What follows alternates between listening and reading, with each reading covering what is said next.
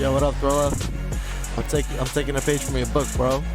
I'm liking how your shit is looking. It's looking clean.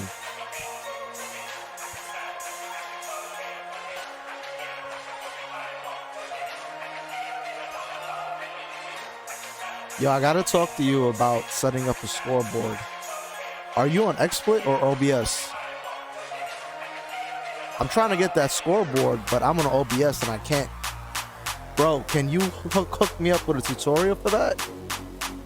Ruin and I tried for like 2 hours last night. We couldn't figure it out.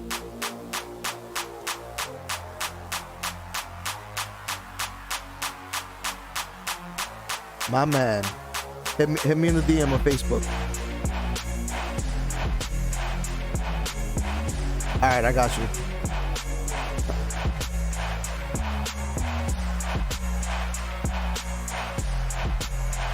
Thriller, I'm gonna hit you up on Facebook after the stream, right?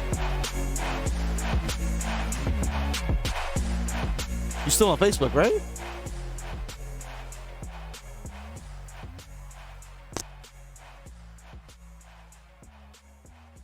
Alright, yeah, I'm gonna hit you there because I don't really DM on Twitch like that. But how you been though, man? I heard you you came into a nice promotion. Congratulations. Killing spree. That's good. That's good, man. Keep it going. I hear that.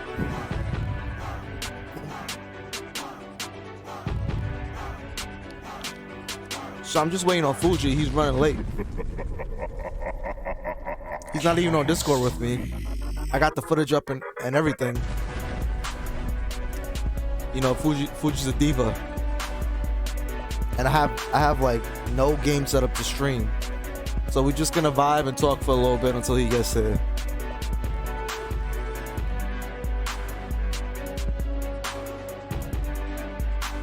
That's a scoreboard, bro?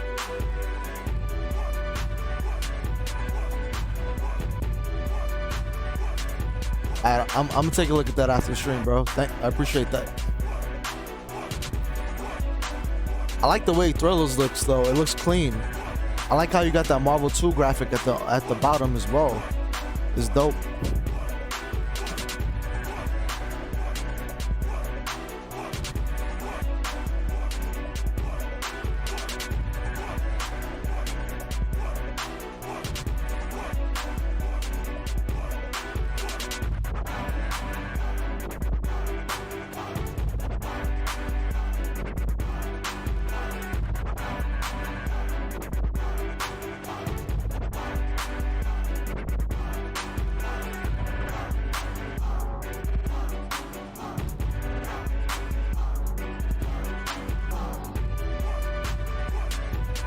Yo, Thriller, so what do you think about a Marvel house sometime in the near future where everyone obviously has to get tested for COVID before they come to the house, and we spend a whole weekend just playing crack?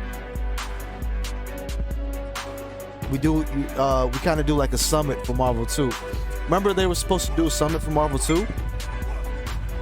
And nothing came of it. Fugee said he's ready. All right.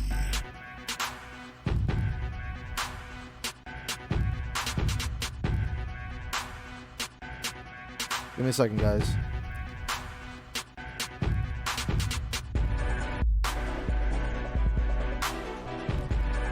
Sounds good, right? I'm digging that idea too.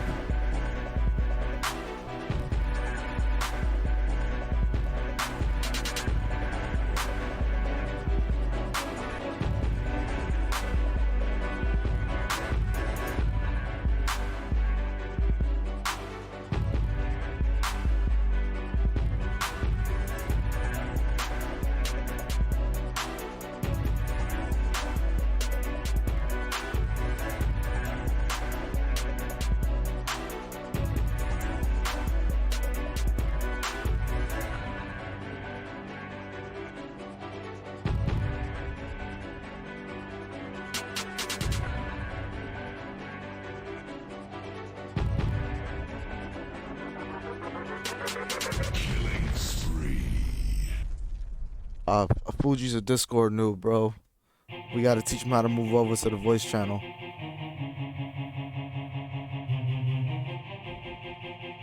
That's right.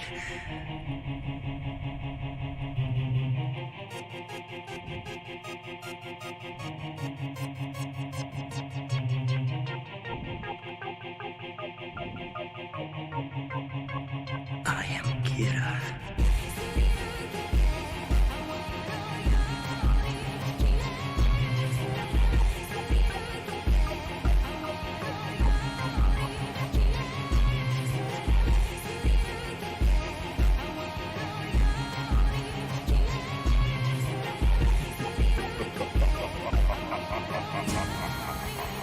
Killing spree.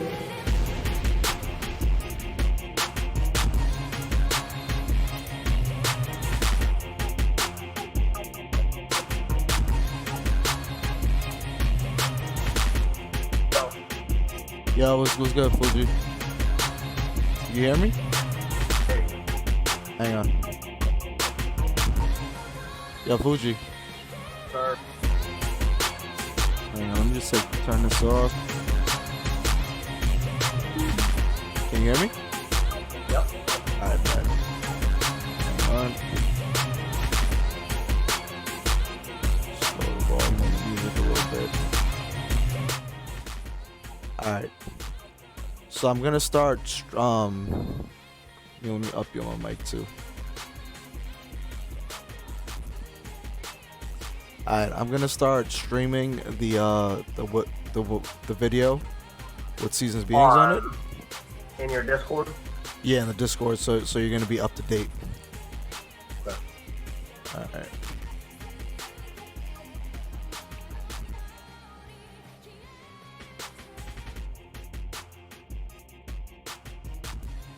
You see that, right?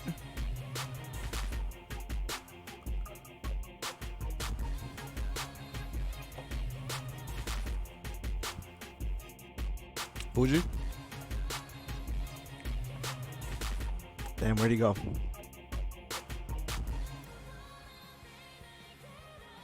I'm right here. You can hear me? Now I can hear you. Okay. Alright, so you can see the window, right? Yep. I hear you lighting up.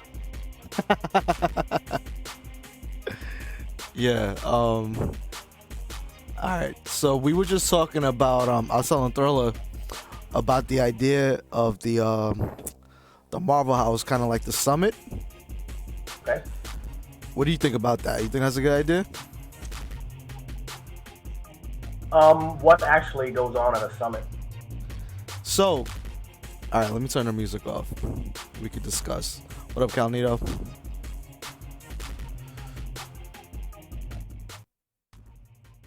Okay, so in my opinion, a Marvel 2 Summit, you would have a lot of long sets and maybe even a tournament, right? Maybe like you have, how many people would you invite to the house, first of all?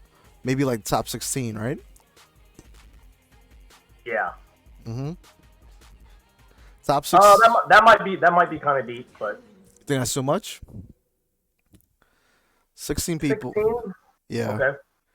And then you run a 16-man bracket, and we just gotta have good representation from every coast.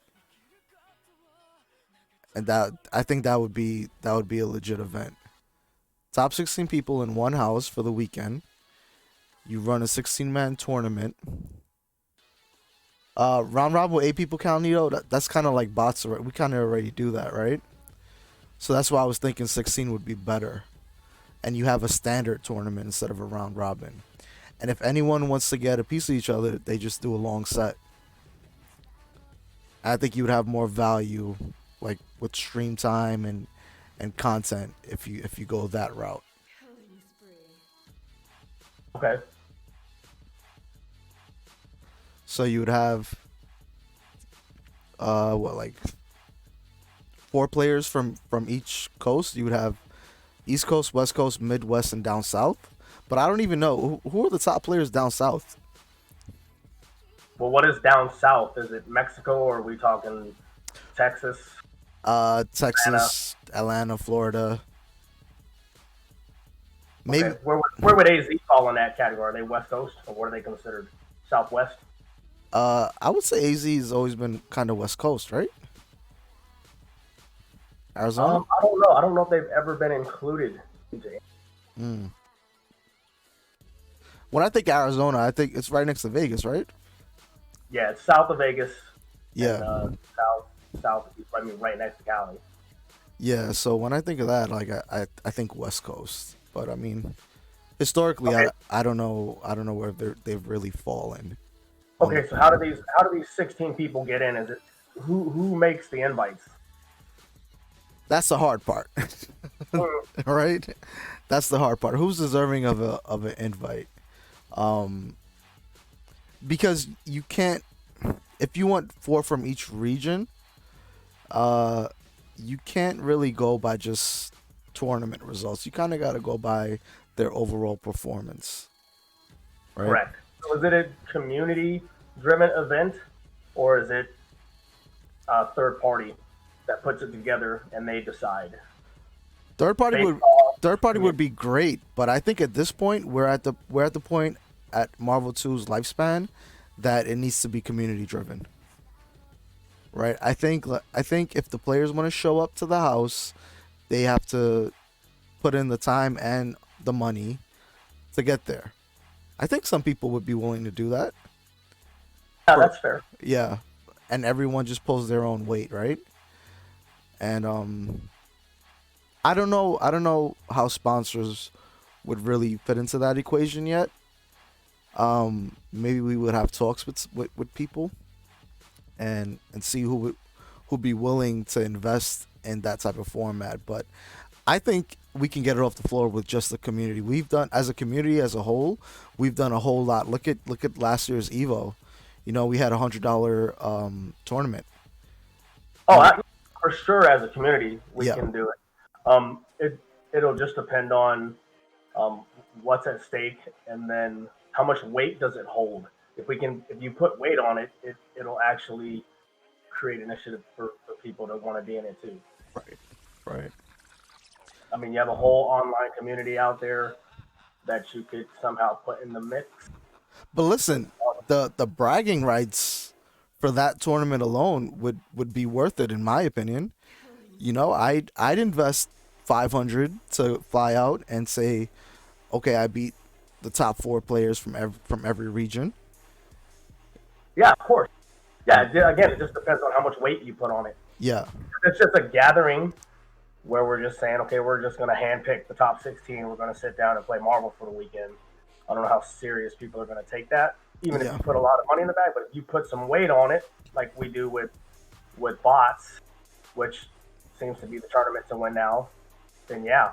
Right. It definitely work. Yeah. I think we would have to really look at the selection of people that we're bringing out there, because here's a big question: are we inviting Justin, Sanford, Yipes, Duck, Ken, those 5? Or do they get put in the house? I mean, in my opinion, they should. Yeah, that's yes, most definitely. That's probably, for me, even though I love the tournament atmosphere, for me that's probably the one spot where you're going to see them play the best, because they're going to be comfy. There's not going to be a whole lot of pressure on them. Right.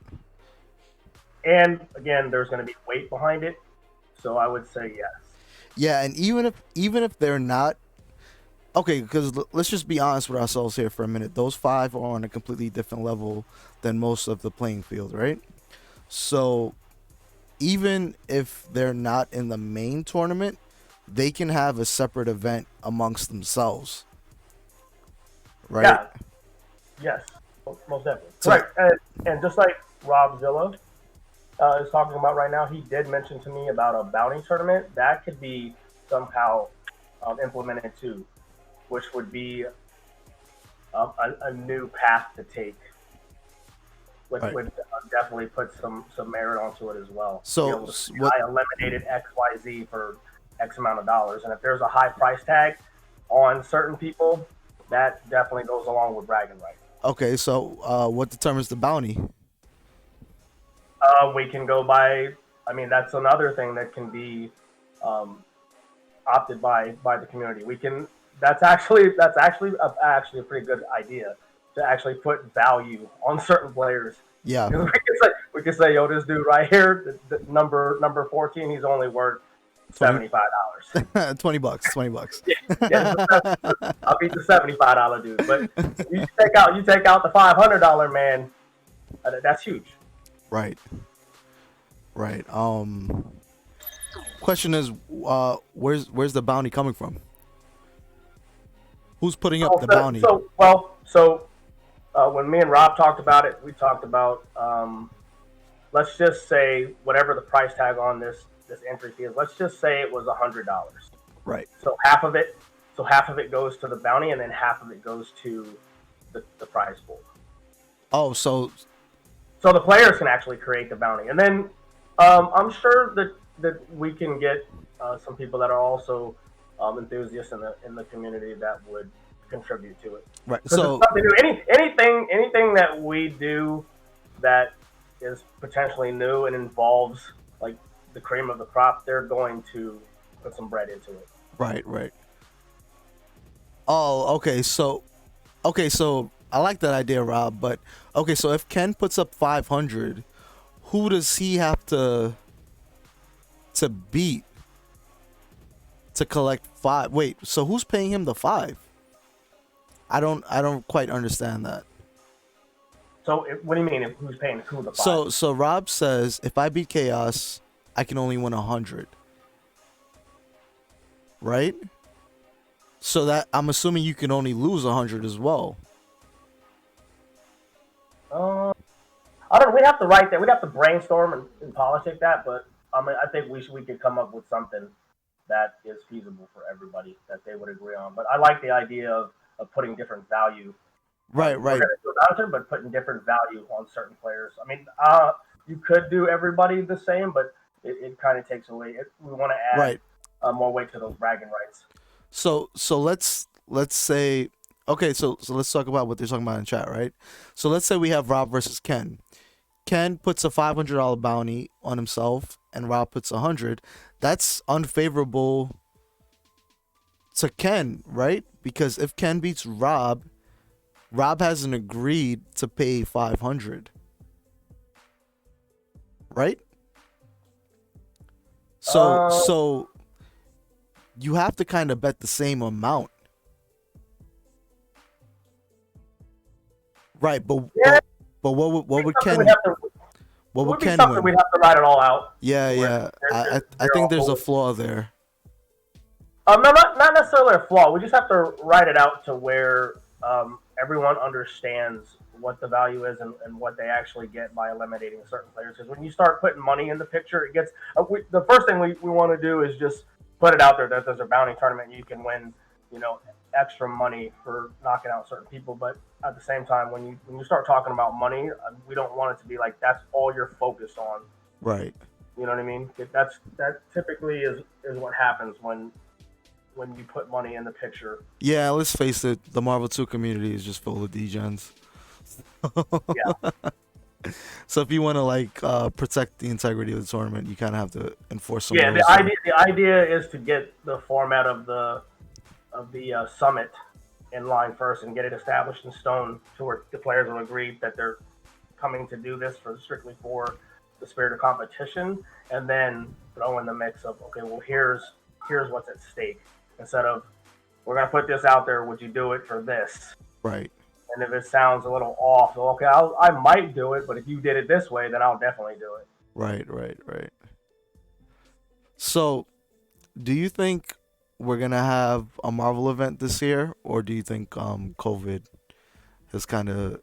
I want to say this year is probably shot because we don't know who is actually willing to travel. I don't know what the state is in everyone's area, but for the most part, to me, from the people I've talked to in the chats that I've been in the last couple weeks, I thought we would be in a better situation now, but it just seems like we're still at the same spot.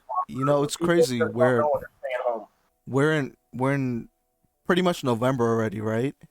Yep. And we're actually getting worse in New York. I think we spiked by 5% in every borough so far in terms of COVID infections. So it's probably very likely that a second wave is coming. And I think they were saying on the news that everywhere in the nation is has been spiking.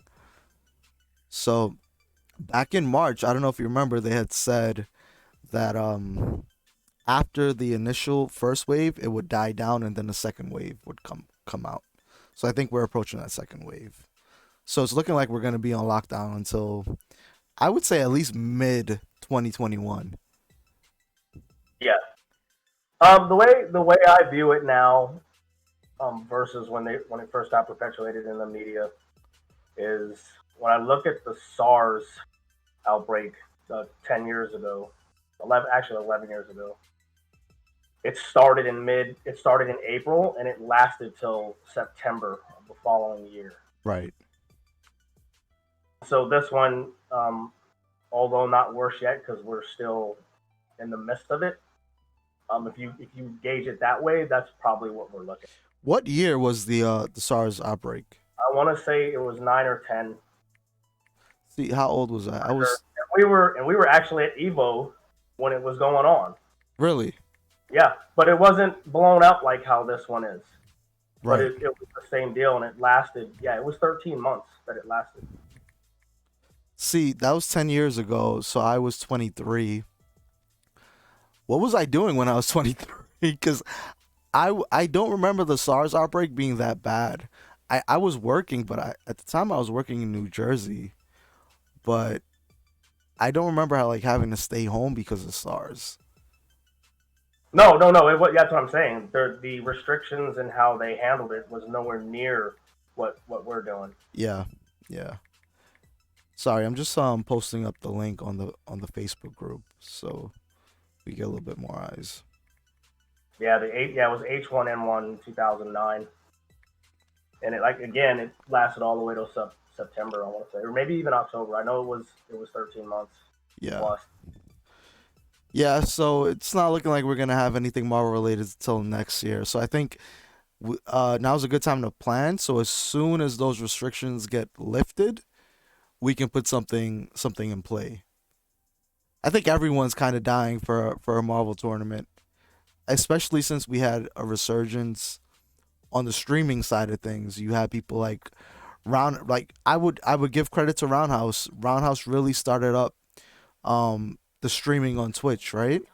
It wasn't until he got his stream going that we've gotten consistent viewers every night for Marvel 2. So like credit to Roundhouse for actually doing that. He's one of the reasons I actually started up my stream. So the resurgence streaming wise, I think would bring more eyes to actual public event. So yeah. All right. Dave says We got to get people out of their comfort zone, because now that you have Noel and that more people are playing online, we don't want this to become the new thing to where it's just so much more convenient to do. I mean, that's what online is all about, is for convenience. right. But it's starting to become that's the thing to do. Play online. Yeah.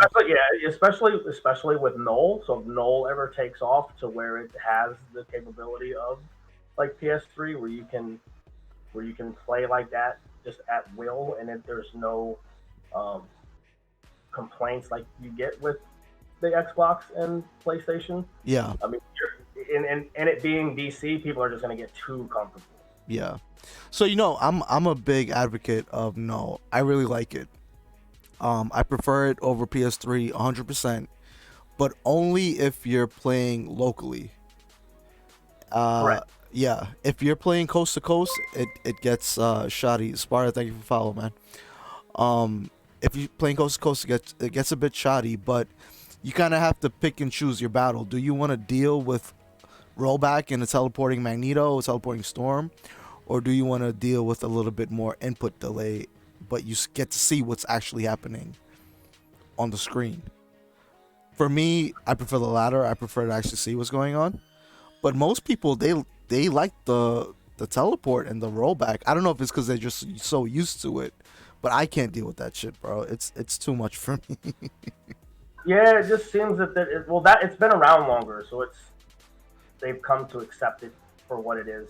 Yeah, it's become the norm, right? Yeah, and then with the ones the people that are like Roundhouse, like you mentioned, and then who else streams online stuff? Math.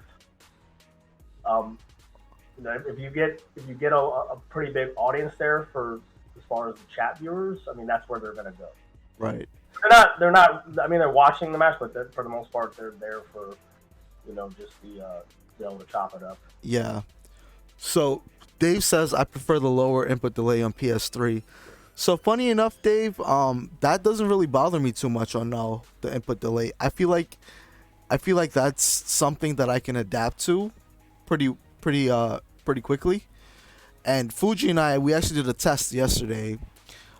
He had me run null on my computer, and I ran my DC HDMI side by side, and there was a noticeable difference on the input lag with null. I would say there's probably like a frame of input lag, but it wasn't so terrible where I noticed it immediately. Had Fugee not pointed it out to me, I wouldn't have noticed that there was input lag. So yeah, that's not a big deal to me. I think one of the selling points for PS3 over null as well is that you can be in multiple man lobbies. You're not restricted to 1v1. You can have 4 godlike players in one room. I think null needs to implement that if it wants to really grow. Because yeah, that 1v1 when it comes to viewership, I don't think everyone's trying to see the same people play each other for 2 hours straight, unless they're like really godlike, right? Like I could sit and watch Yipes and Justin go at it for 2 hours, Yipes and Sanford go at it for 2 hours, but like, can I sit and watch Andy and Roundhouse go at it for 2 hours? Probably not.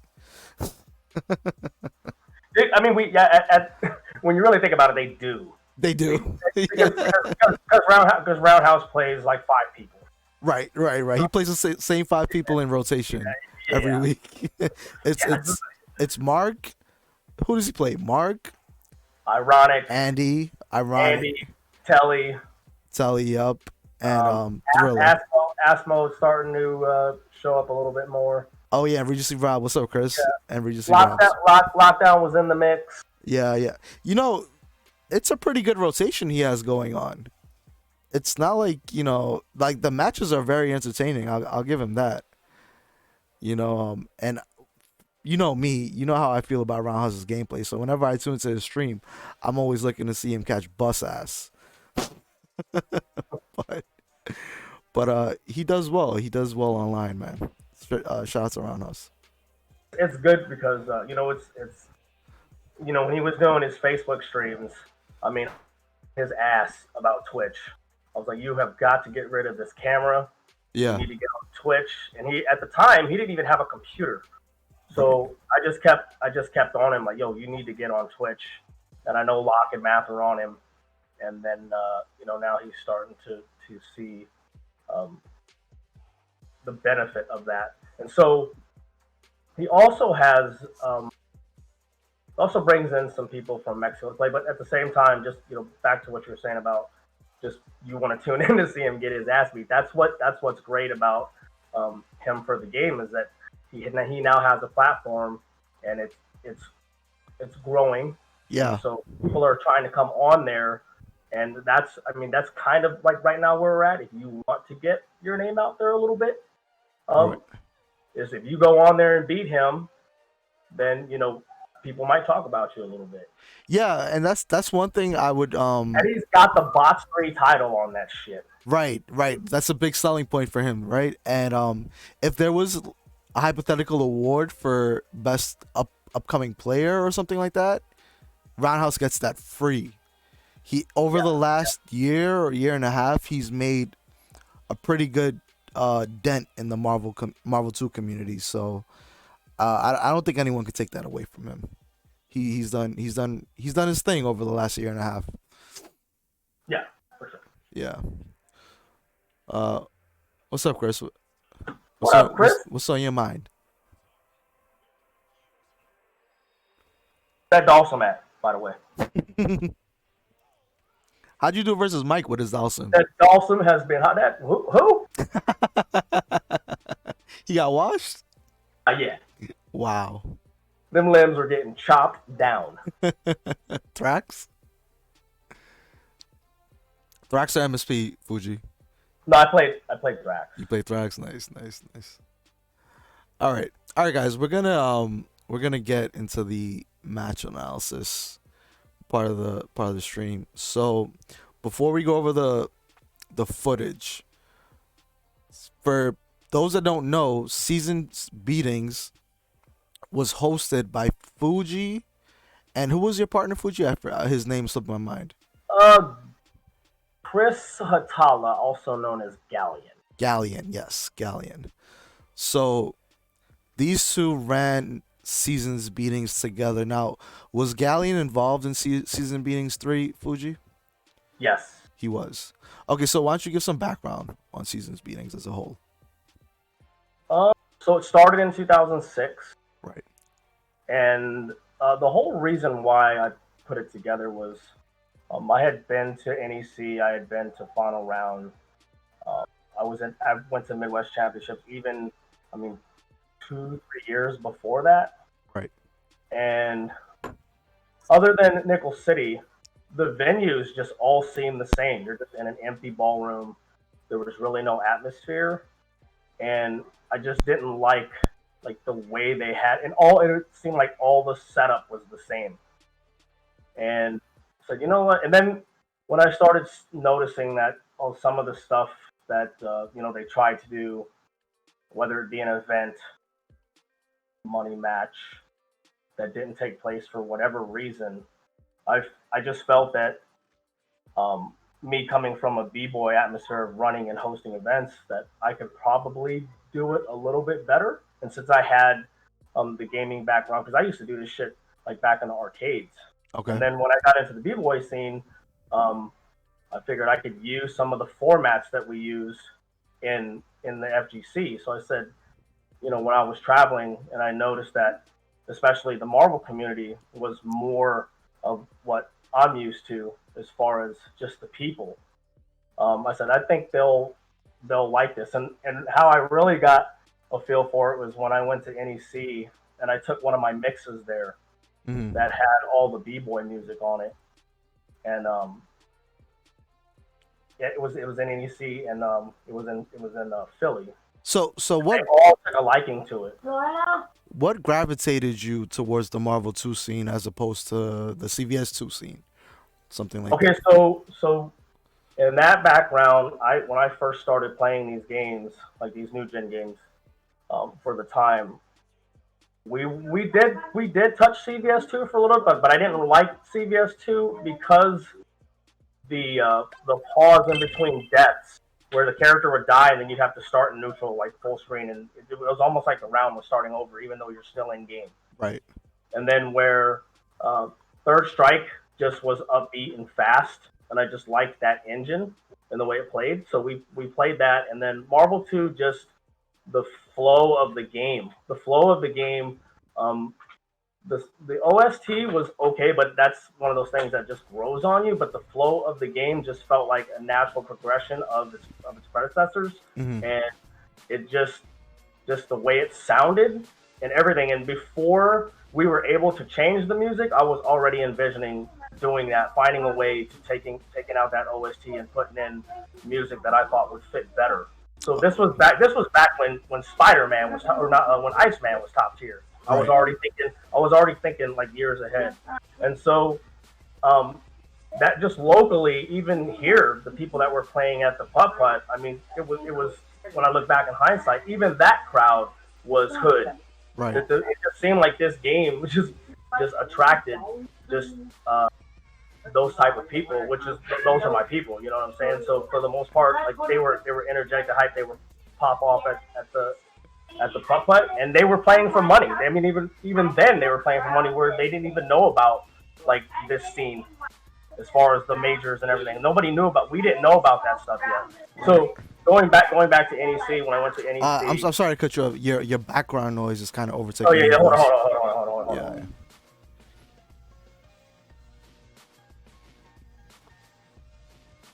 We good? Yeah, good now. Good. Okay, so back to NEC, and then going to final round that year, I just said, you know what, I'm gonna try to find a venue to do an event and try to make it a little bit different. And I wanted the whole feel to be how we played at home. Because when we played at home, there would only be maybe like 4 or 5 people, and the shit was lit because we would play with ultra music. We would play sitting in the comfy chairs, and at the same time we had like food catered and shit, so you didn't really have to go nowhere. So if I could create that, then I mean we'd be golden. So when I first started looking for a venue, the first venue I walked into was there was a different version of Momo's. It was actually smaller, and I was like, there's no way this is gonna work. And right. So, which was crazy is at the time I walked into it, they were actually renovating a new building like right down the plaza, and they were moving, but I didn't know that at the time. So I went back, I want to say like a week later, and I walked into their new spot, and I just walked in there and I looked around in there for about 5 minutes, and I just said, I don't know how I'm going to do this, but I'm going to pull it off. And then I just told Guy, I said, yo, we're going to run this tournament, and said I'm gonna invite Jay because Jay didn't have no reason to come to Ohio at the time. But I said I'm gonna bring him, and I said, all these people that I would see in the Midwest that, and I'm sure it happened like this all over the country where, if I ever got a chance to play him, I'd probably do well against him. So my goal was to get him here and to see if that actually rang true. So that's how that started. Right. So SB1, if I remember correctly, I remember on SRK seeing the results for that tournament, and I think Justin had faced Derek Learnslow from Chicago in grand finals, right? I think it was relatively small. Yeah, the first it was small. It was small. The first one was small, yeah. Yeah. So,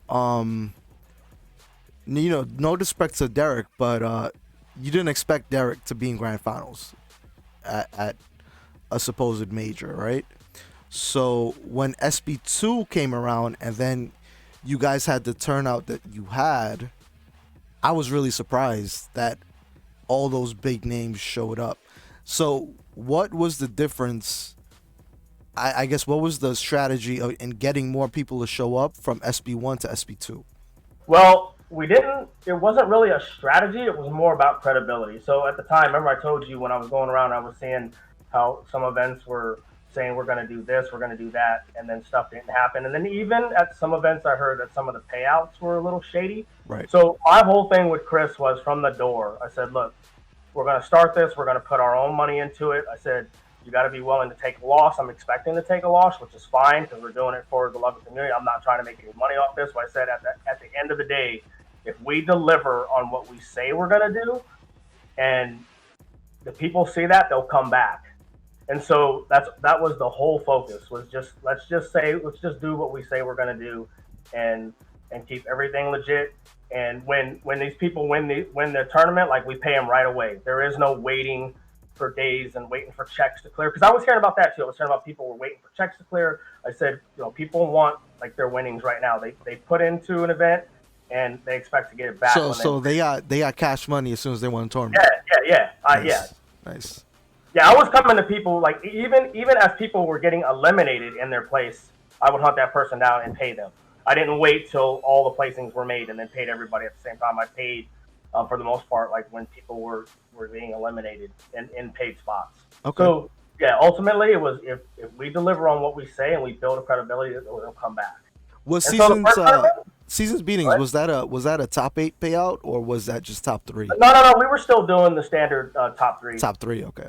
Yeah, we were following what everyone else was doing, and then later on we changed it. But So after Seasons Beatings, the first one, we did a follow up tournament with Justin, and we called it was just a little one. We just invited him back and just did another one, and that one was the same way. Like it was just we're gonna do this, we're gonna deliver on what we say we're gonna do, and we did it. Okay. And so that was basically it. I mean, there was it was in word of mouth, man. Word of mouth is everything. So once they were talking about it on SRK and stuff was running how it was supposed to run, and it was just a different feel. I mean, that's pretty much it. All right. What's up, Potter? So, of all the season's beatings, which one would you say was the most successful? Successful. Or actually, let me rephrase that. What was your favorite? My favorite one was. It has to be between 3 and Redemption.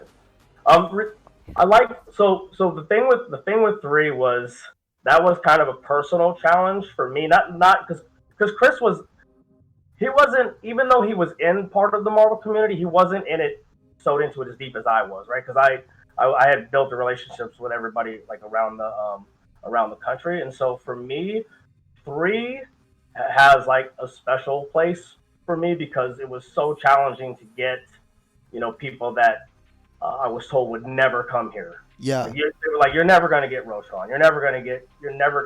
Yeah. You're never gonna get Jamar, and you're definitely not gonna get Sue. Did you go out your way to get them, or did they just show up? No. So when we actually sponsored them to come out, but even still, when I first asked them, they were on the fence because they didn't know. They didn't really know about those tournaments yet. I mean, they got buzz about them, but they didn't know because they had built SB2 pushed pretty much the gates open for us. Right. But going into 3, I think once we lined up Justin versus Yipes, that pretty much sealed the deal. Yeah. But the pre-work before that, when I was just talking to everybody, because this was you're talking the AIM days, right? So back when I was on AIM doing all the politicking, right.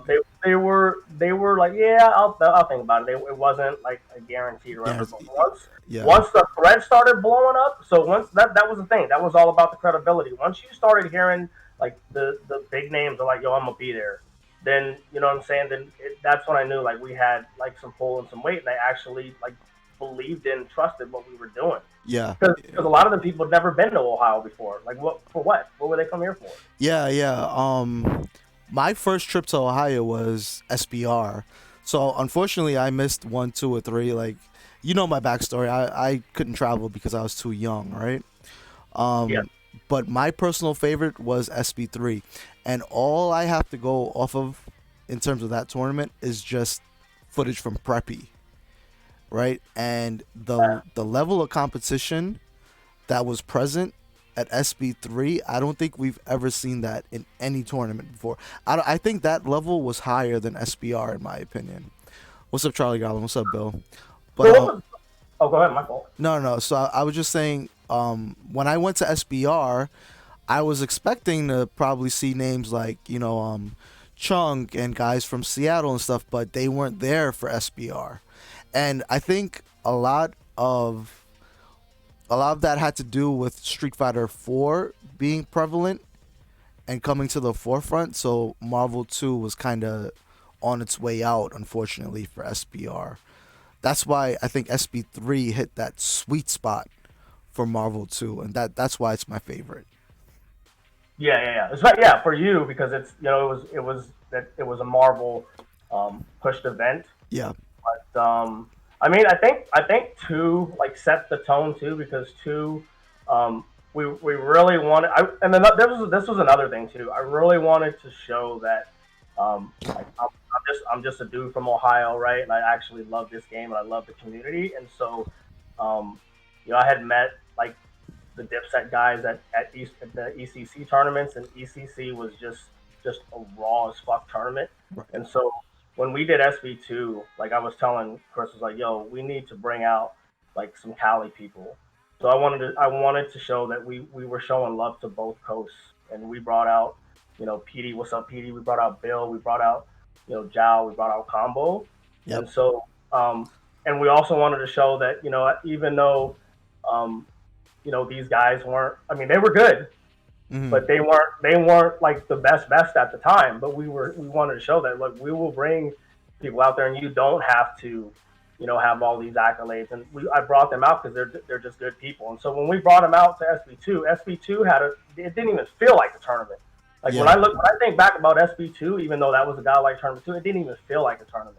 Yeah. Because people were playing poker, and like I said, the way Momo's was set up, you didn't have to go nowhere. You could just chill. Like there was people sleeping on couches, and it just the environment just felt like you were at home. Yeah, it did. And there was a tournament running. Yeah, I remember at SBR, dude. We were all in one room. It was probably, I want to say it was like 8 to 10 of us in one room. It was, you know, those were poverty days, right?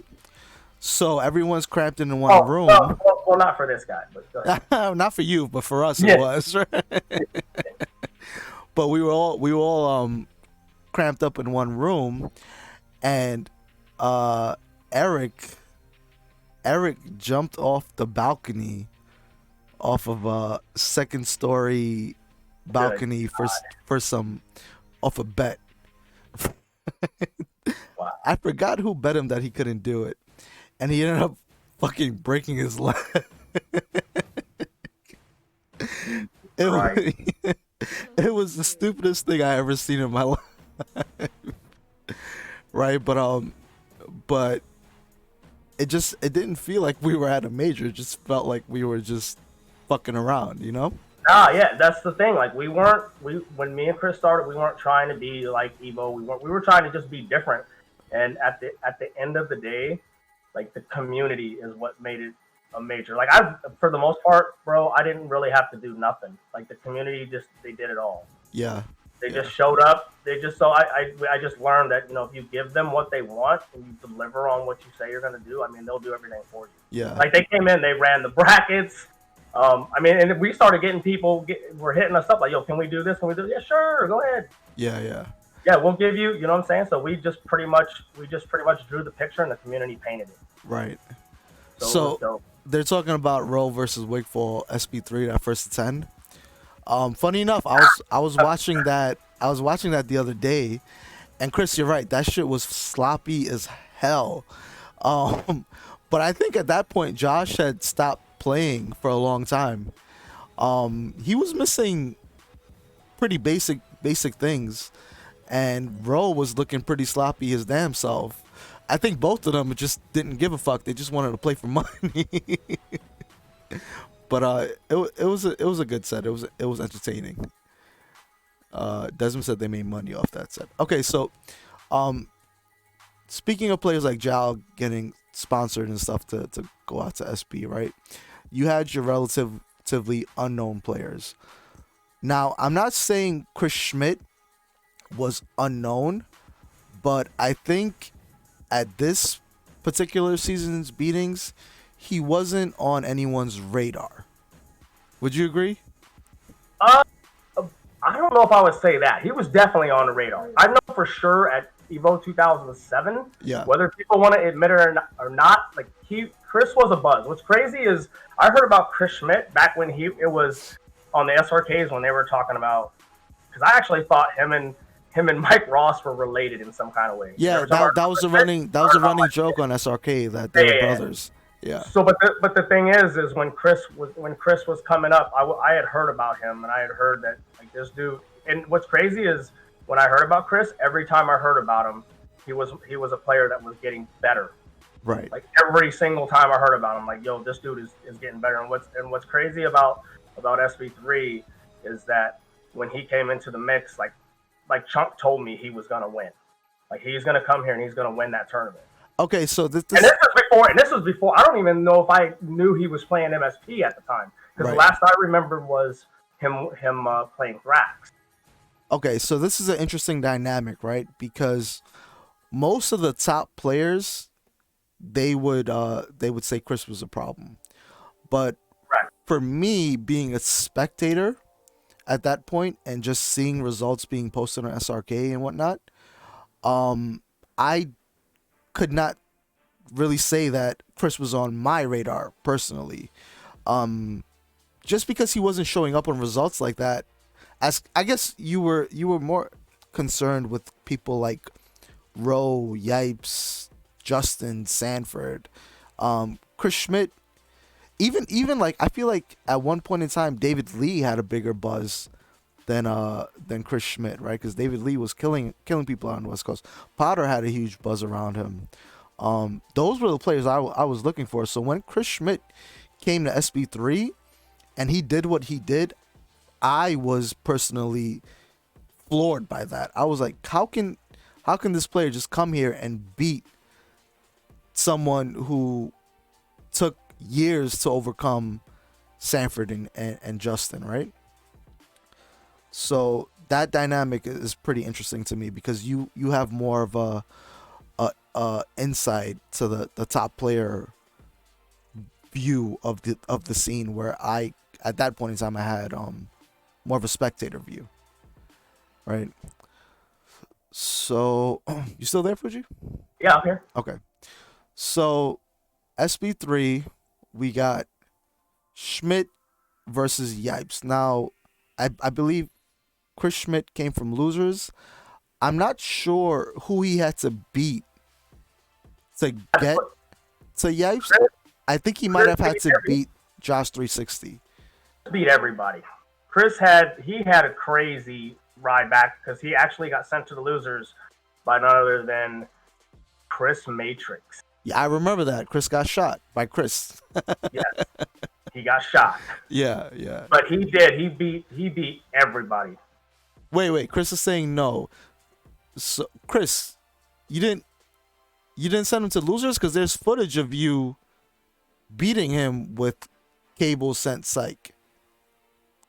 Oh, that was casual. So who sent him to losers, Chris? Rotron. He sent Rotron. He sent Rotron to the losers. Oh, so okay, so you beat him in casual and in tournament. I think Chris did beat him. Yeah, Chris yeah. did beat him. He said he beat him with Matrix. Yeah. Oh, very I said the wrong team. Yeah, Chris did send Chris to the losers. nice. I wish we had footage of that. Damn, the best footage is always offline. I'm sure Preppy has that somewhere. Off cam. Off cam. Okay, so can we confirm that I think Josh was the person Chris had to beat in losers finals, because this tournament was also Josh 360's breakout tournament. This is where Josh started hitting everyone with the air to ground. And Josh actually should have beaten Yipes this tournament, but he choked it up. He choked it up so bad versus Yipes. And Yipes was using Team Row, and Josh just couldn't finish him. And Yipes beat him, and I believe that that put him in losers finals. Chris, do I have my lore correct? That's what happened, right? Put who in the losers finals? Yipes put Josh 360 in the losers finals. Oh, okay. Yeah. So then Josh 360 had to fight Chris Schmidt in the losers finals. Winner gets to face Yipes. So Chris is saying Schmidt beat Kells, Jamar Mix-Up, Magneto X, Josh 360, and as the footage will show, he beat someone else. So let's get into the footage, guys. This is Grand Finals, set number 1. Arguably, you know what's crazy? I mean to cut you off. You know what's crazy? I have never seen this set. You've never seen this set, Fugee? No, because so here's another thing. Here's another not necessarily a gem, but here's another thing. So for me, coming from the b-boy scene, this was a time where I didn't allow no cameras, right? So the only person that got to film was Preppy. Okay. And so the reason for that was I wanted to bless all the people that actually took time out of work, spent their own money, and they actually showed up live. Because that's how we used to do it back in the day, right? For the most part. Right. And so for me, like just being there live, I just have like really good memories. So I only need to see it once for the most part to remember all the details that went down. And so once I see a match or whatever, I don't really need to go back and watch the videos on it, because for the most part, like, I lived it. You know what I'm saying? So Yeah. for this, the reason why I didn't get to see it, because I think I was doing a lot. Because, well, what happened was during this set, a real close friend of mine, he got his PS3 stolen. Oh wow. And it had mad stuff on it. So I think I was scrambling around looking for it, and that's when this was going around. So I never really got to see it, but I heard a shit ton about it. So we're about to find out right now. Were you surprised at the result? Actually, no, because I knew that Yipes wasn't playing. I knew he was on his COD shit. Okay. And Yeah. and at the same time, you know, after the set with Jay, I mean, he actually asked me to take him out of the tournament. So I don't know where his mind was when he sat down with Chris, but I know that with those two factors involved, while this was going on, I knew that he probably wasn't all there when he played Chris. But like I said, I wasn't there when it actually went down, so I didn't get to see like what actually happened. So I'm glad you brought that up, because Yipes used to make frequent visits to Queens around this time, and he used to play COD with Greg, who was a Queens OG for Marvel 2, right? So Yipes would show up to Greg's house. Greg would go to Dykeman, scoop him, bring him back to Queens, and I would drive over to Greg's, and these two would be playing COD for no lie, like 2 to 3 days straight. They would just be grinding, right? And then when I showed up, that was the only time that the Marvel 2 came on, because I wasn't interested in COD. I wanted to play crack. And Yipes was just very casual with me at that point, right? Yeah. So I knew he wasn't playing as well, but the results still surprised me, because even when he did play, he was still ridiculous. Oh yeah, for sure. Yeah. Yeah. For sure. Yeah, he was still sick. Yeah. But I think going into this tournament, like I said, because I was out in New York, you know, just doing the build up for it, and I think his mindset for this tournament was to beat Jay. Because before this tournament, I don't think that I can recall that they actually sat down and played an official first to 10. And so in the summer of that year, you know, I had traveled a lot with Jay, and Jay got like a lot of sit down time with the, you know, with the West Coast guys, with, you know, with Petey and Bill and Chris Schmidt, of all people, because he told me he went down and played with them for like 6 hours. Yeah. And so he got a lot of time in, and then, you know, when he was coming back to New York, they were at Midwood playing a lot. And so even Jay, like, his whole mindset was to beat Yipes, because after that set, like, I don't think he really cared about the tournament anymore. Yeah. And so it worked both ways. So, you know, Jay winning, like, that's all he wanted to accomplish, and I think Yipes was on the same page. But not to make an excuse or anything, but they did tell me that, like, up front, Right. before we even got to this point. But at the end of the day, I mean, he still managed to make it to the grand finals. Yeah. So his skill can't be denied. And yeah, Desmond, at that point in time, Yipes was playing a lot of Max War Machine. That's what he used to run when he came to Queens, but he also played a lot of Team Matrix. He had a really good Team Matrix back then. I remember fighting that a lot when Yipes came to Queens. But anyway, let's get into the set. This is set number 1 of the grand finals, and I guess this is Fugee's first time looking at the set, so let's go.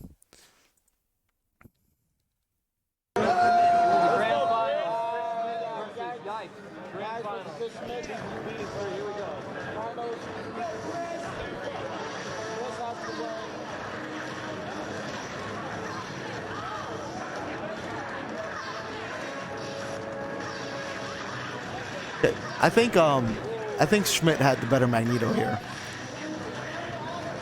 He does not look scared at all. No. You don't really see people charging Yipes like this. No, not at all.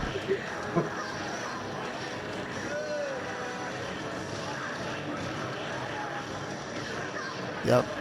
Got mixed.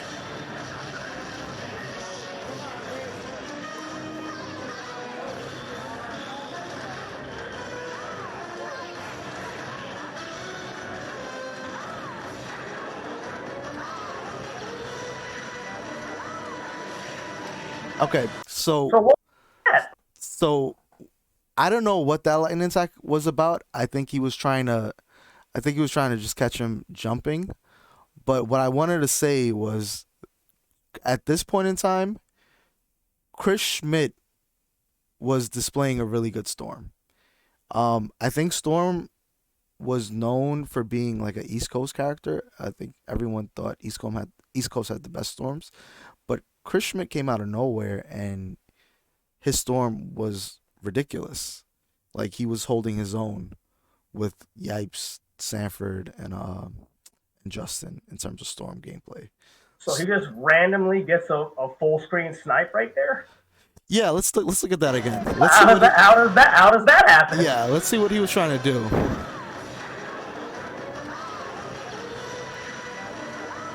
Help. Yeah, you see that's a weird decision to me. Because Yipes could have easily just called Sideblade and then it was GG's. Right? Full screen? Yeah. I'm not too sure what that's about, to be honest. But hey, it worked out. It worked out. Yeah, he gets the kill. He gets a kill off of that. Yeah. Now he's in the lead. Yeah. Sorry. All right, there we go. Okay. Why did he call her there? Yeah. So we'll That talk. is not typical Yipes. Yeah, we'll talk about that in a second.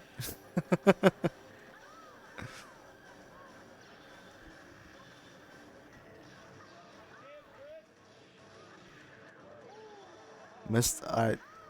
Yipes tried to go for max damage there. He tried to do super jump fierce, dash down like it lightning attack super. He went for max damage, but he missed it. Good bait.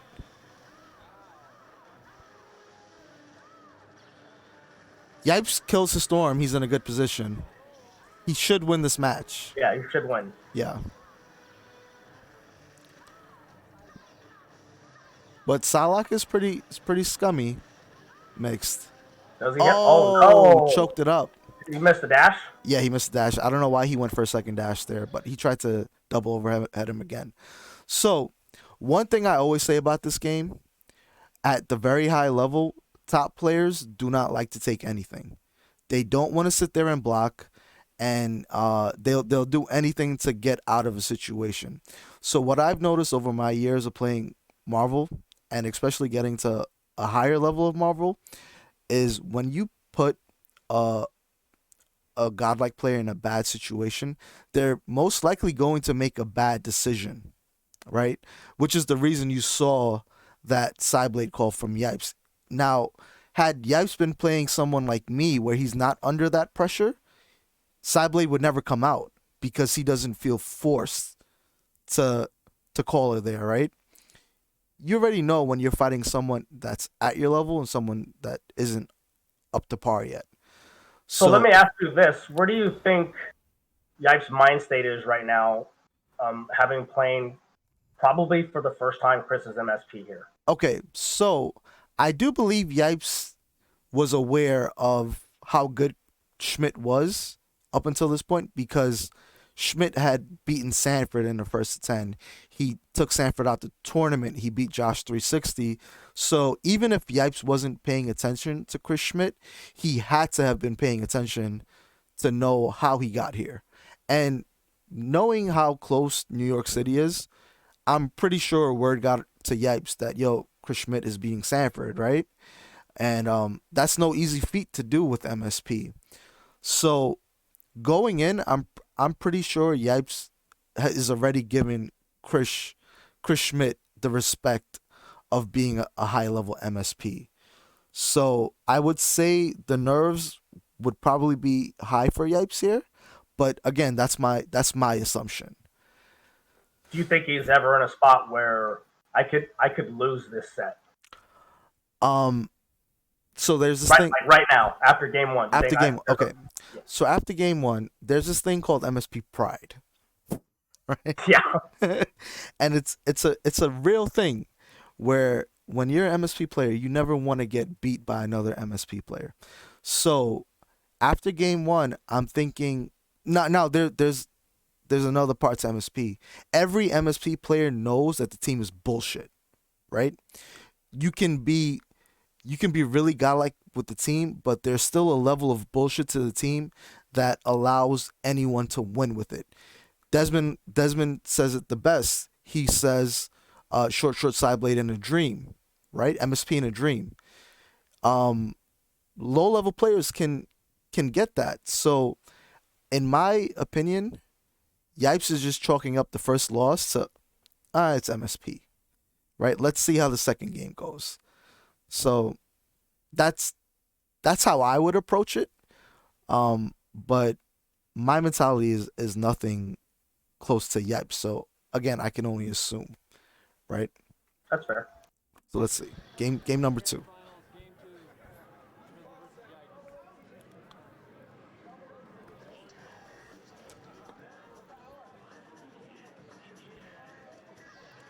So let's talk about that real quick. The opener. Oh no. The opener. Now, MSP, usually when you have two high-level MSPs, they give each other the space in the beginning because you don't want to flip coins, right? You want to earn the hit. You want to hit them in neutral. I'm pretty shocked to see Yipes bumping chests here with Chris. I don't know why he's doing that, right? And throughout the set, you will see that Chris Schmidt has the better openers compared to Yipes. This happens a lot during these matches. Loses side blade because he gambled on first attack. But did he even do anything? Because that box jump looked kind of slow. It looked like he just boxed on the call side. Let's see. All right, let's run that back.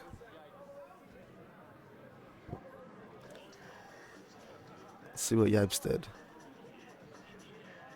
Yeah, he went crouchy short. Oh, he did go? Okay. Yeah. And Schmidt just held up. So, as you know, in this game, when you hold up, you jump over lows. So he's able to get over, call side blade, GG's, double snap. Now, Yipes is still not out of this. He has the best Mag Storm in the business. Good block by Chris on the cross up.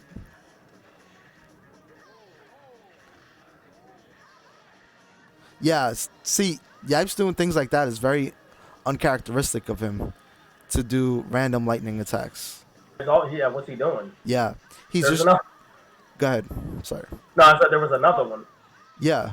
So I think he's just desperate to What land the- DHC. Yeah, he just wants to get Magneto back in there and get a mix going. A little bit of desperation by Yipes right now. And Chris is just playing solid. See, I don't get that bait that Chris tried to do there. So, hard knockdown. Yep. And then after this try jump, he dashes back. Tries to bait out something. I don't know if this is just conditioning, but Yipes had no anti-air here, so he could have pressed his advantage. He didn't have to dash back. Yeah. He could have He's just mauled him. definitely not calling the disruptor there. Yeah. So he lets Yipes get away for free there. And that wasn't a great decision, but I think that's just like MSP conditioning. So Yipes finally lands. This is what he's been going for the whole match. Nice grab.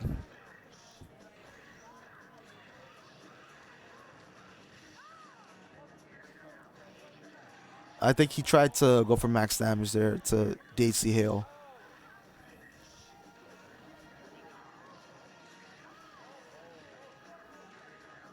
That should have been game over. Yeah. Okay. So game 2, Yipes gets snapped in the beginning and makes the comeback with Storm Magneto, right? Yeah. So now, in my head, if I'm Yipes, this is validation that the first game was luck. Because you just snapped my Psylocke and I beat you without an anti-air, right?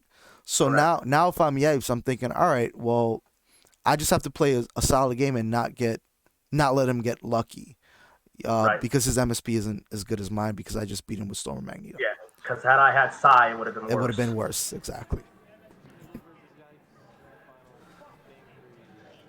Opener again. Chris beats him to the opener again.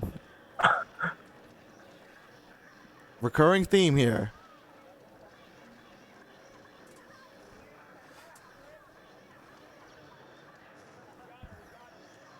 Yep, that wasn't safe. But Yipes is desperate to get out, right?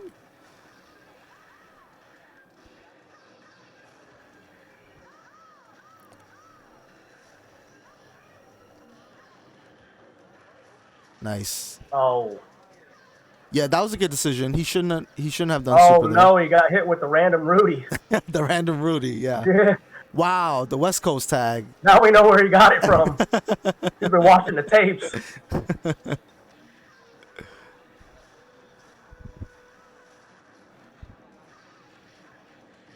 Oh, that was so fast. Yeah, I'm not a fan of that mix-up. That was kind of obvious. Okay, so Chris is kind of going random with his lightning attacks as well. So are we scrambling here? And that looked like a scramble to me, right? Because had Yipes block that super, Come down, start swinging. well, I think he would have still DHC'd into Mag, but he still would have got punished, and he would have lost Magneto. So he was losing a character if Yipes just sat there and blocked either way.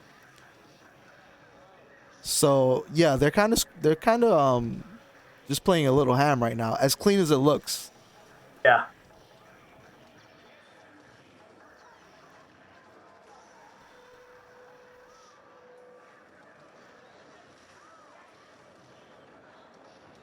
Oh my god.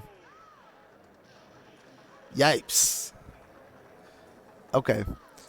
So there's another part to the MSP mirror that I want to talk about. So when there's an MSP mirror happening and your Psylocke gets snapped, if she does not die immediately on the incoming mix-up, if you can DHC out from Psylocke into Storm, if you're a good enough MSP, I feel like you think you have the advantage once Storm is in, because Storm can wear Magneto down, and you now have Psyblade, so he can't attack you recklessly, right? So I think Yipes is okay with getting snapped as long as Psylocke doesn't die on incoming, because once Storm gets into the match, I feel like he's comfy. Right. So what's the score there? That's 2-1 Yipes, right? Yeah.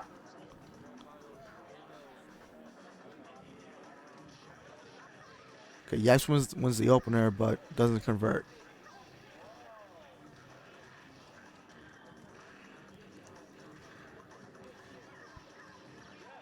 Nice.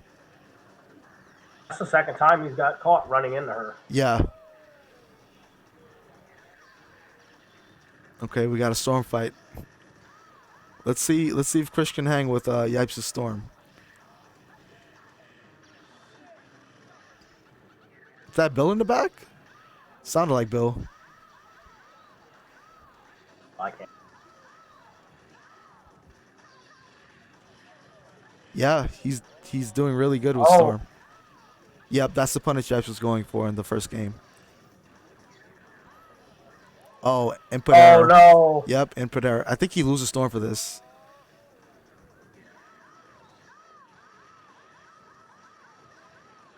Yeah, he's trying to build 3 to get out there. Okay, so remember what I said about desperation, right? Yeah. You see, when you put them in a bad spot, they'll make bad decisions like that. Yeah, that could have been a lot worse. Yeah. Like, that was a dead Magneto. I'm not sure why Chris snapped. He could have just killed Magneto there. Great bait. No. That was a sick bait. That was Sanford Kelly levels of bait. Yeah, so good.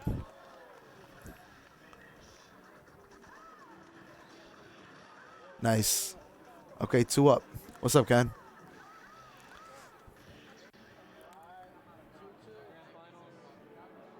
What's up, Josh? So pause it real quick. Mm-hmm. So one of the things that was said, like I said, I didn't get to watch that, but one of the things that was said back at that time was that Chris had copied all of Yipes' stuff. Yeah. Are you seeing that? Okay. Because another thing that was said about Chris Schmidt even prior to this, so that, and I've always said it too, just by watching him play, he's very technical, Yes. and so watching him, I mean, even though it does kind of seem Yipes like, but I don't think they're the same. Okay. So there's a debate that happens on that topic. Now, the people from the West Coast say that Schmidt has been doing this type of thing since Yipes was doing it at SB2, right? Um, but my argument to that is that you never saw footage of Schmidt doing this until SB3. And going logically, Yipes was all over the internet doing this at SB2. So as an MSP player, you see Yipes doing that at SB2. If you have the technical execution, the ability to copy what he's doing, you're going to copy it because it's so effective. Now, I'm not saying that the people from the West Coast are lying and whatnot, but I think from a spectator point of view, you kind of make the assumption that Chris took a lot of things from Yipes. But you as an MSP player, are you seeing that? Because you have a lot. You are okay. I am seeing it. They're not completely identical. Chris has his own things that he does that Yipes doesn't do. Like Chris showcased a couple of resets at SB3 that Yipes wasn't doing. He was doing a lot of grab resets into Typhoon. He was doing a lot of crossovers into Super Jump Roundhouse with Magneto that Yipes wasn't doing. Chris definitely had his own style, but I think the overall gameplay and the overall application of layers into your MSP offense, I feel like they're both doing that, right? Before Yipes showcased that at SB2, layers weren't really a thing. It wasn't until SB2 that people really started to layer their offense, and I think that's where I see the similarities, and also you'll see a part of this set. I'm not sure if it's this one or set number 2, where Chris Schmidt straight up does Yipes' reset on him, and even speaking to Eric during this set. Eric thought Yipes was player 1. So, word is that Eric was actually cheering for Schmidt without realizing it. Because he thought... Good Lord. He thought that Yipes was fucking up Chris Schmidt, but it was the other way around. But it's hard to tell. Because the MSPs just, they're doing the same thing with a little bit of personality in there. Now, this is the highest level of MSP mirror you'll probably ever see. I definitely think the meta from this MSP mirror to the meta now in 2020, which is what, like 13 years later, the meta has gone down. Right?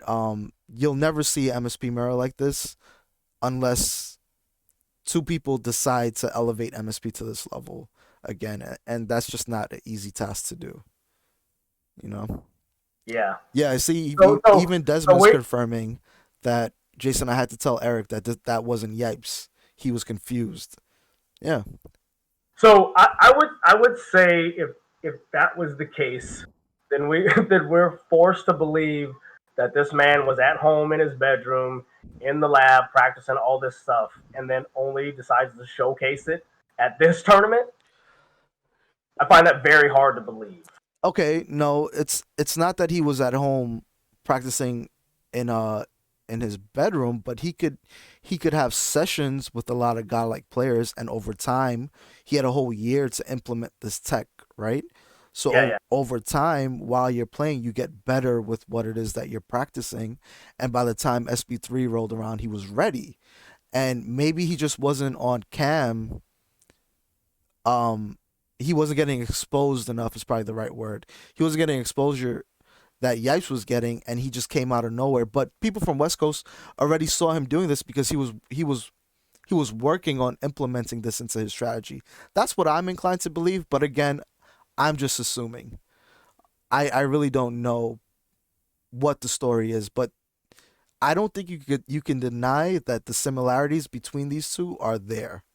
They Oh yeah, for sure. yeah, they're playing MSP at the highest level. Yeah, so in conclusion, then yeah, Chris definitely a problem, definitely godlike. Because I know MSP players that have been rocking this team for 15 years that don't even look nowhere near this level. Right. What's up, Crystal? What's up, Doug? All right. So I think we're tied up at 2-2, right? Yep. Okay.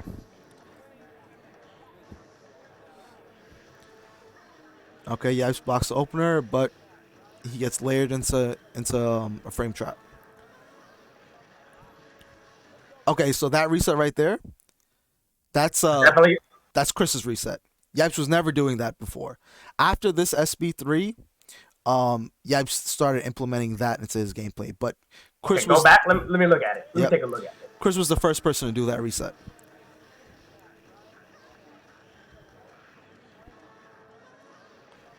Bang, bang, bang, bang, bang. Yeah, Okay. very damaging.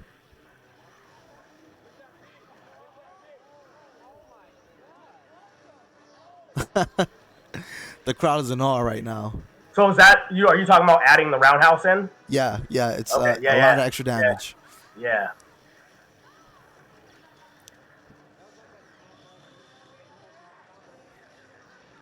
Wow, this is a wash. Yeah. That's 3 times where he's waited. He just sits and waits. Yeah. Okay, let's see what Yipes can do here. Misses Oh dash. no. Yep.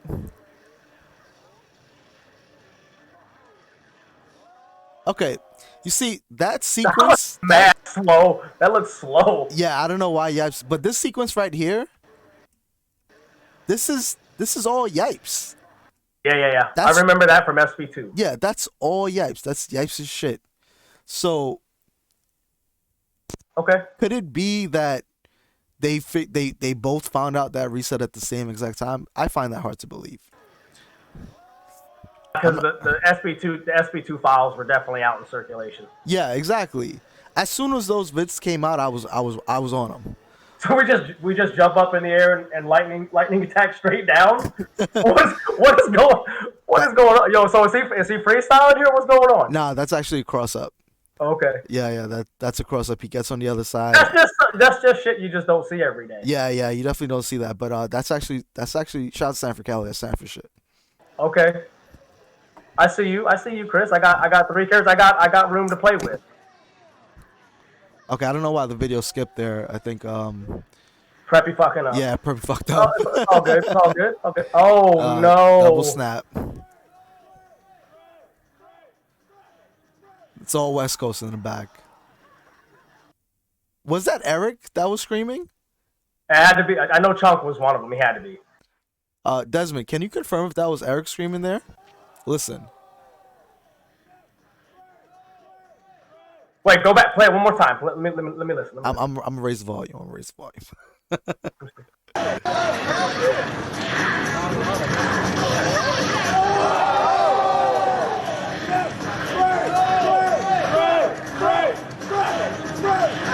I know for sure that yell is Chunk because his shit is raspy. It's just raspy. I was talking about Yeah. the scream at the end. Oh, the scream at the end. Okay. Yeah, it sounded like Eric to me, but I don't know. I could be wrong. All right, so So Psylocke is gone again. yep. Now you got to fight back.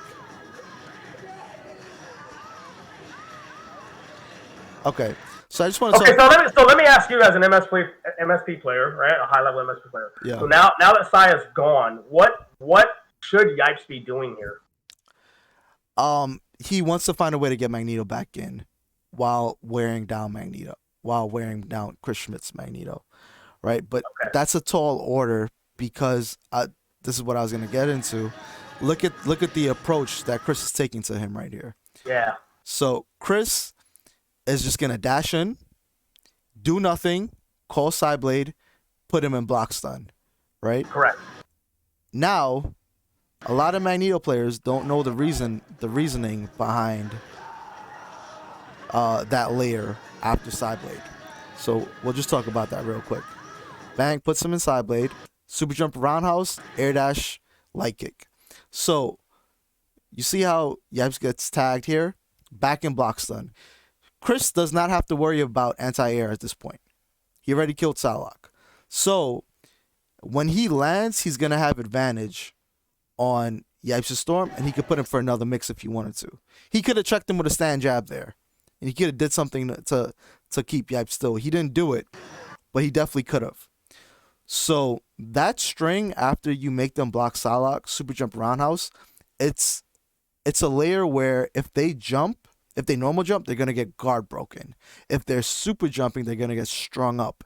And if they stay on the floor, they're going to get crossed up. It's a really OP string that is really hard to counter if you do not have anti-air.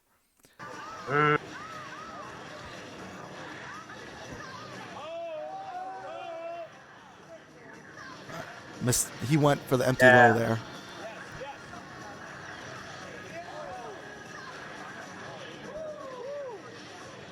Okay, Yipes got to make something happen.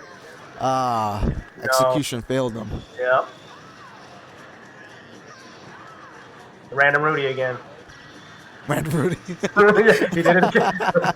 We're seeing. Now I know where it came from.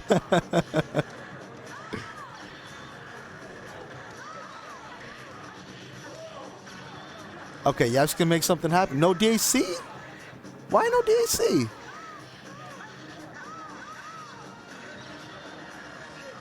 I don't know if he missed the input there. Yeah, so Yipes can't approach the way he wants to because Schmidt still has Sideblade. Oh, he gets sniped. Yeah.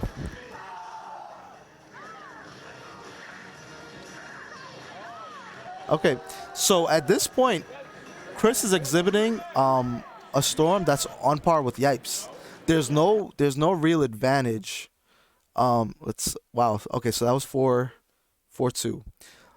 Chris wins the first set. So there's no real advantage happening in the Storm matchup. I would have expected to see Yipes kind of pull ahead on the Storm matchup, but from these matches, it kind of looks even to me. Set number 2. This is going to be a quick set, by the way. 7 minutes. 7 minutes. All right, so 6 games, 7 minutes. Before we get into set number 2, right? We were talking about Yipes' mindset. Yeah, so but you read my mind. I was just ready to ask you. Yeah. Where do you think he's at now that Chris has come and reset the bracket and won convincingly the first set?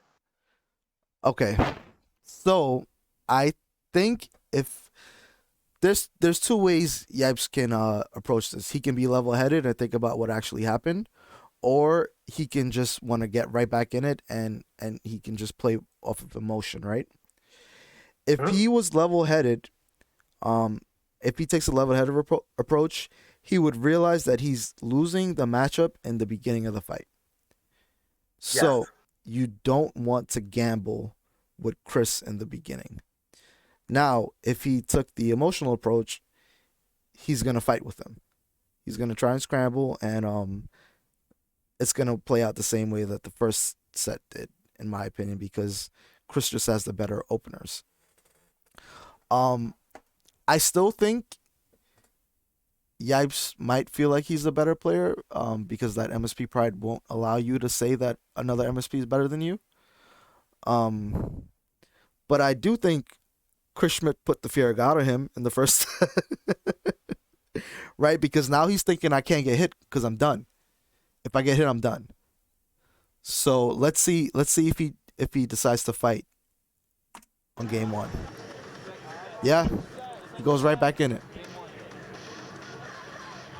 Yeah. Oh my God! Again? And that was so random by Chris, right? He was autopiloting there because the dash over side blade completely Yipes blocked it. So there was no reason for him to do a snapback. But Yipes is thinking, okay, I blocked the mix, now I get to move. So he's probably trying to hold up or super jump or something. But Chris commits to the snap anyway and catches him standing, and it's a free double snap. So that was I don't know how he got that. but that was autopilot by Chris. He just went for it. Bang, yep, did it anyway. So things are just working out. Huh? Things are working out for Chris here, yeah.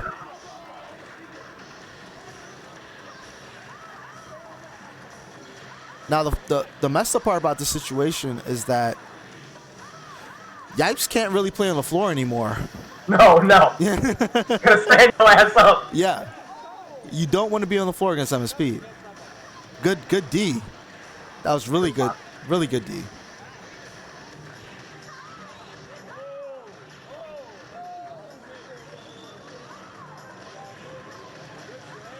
Yo, why is Chris looking like Ken right now, all forward? Yo, hold on. Shout out to my man Kenneth Vidarobos. Yeah, what's up, Ken? So yeah, let's look at Chris's Storm here. Chris's Storm looks very familiar. The things that he's doing.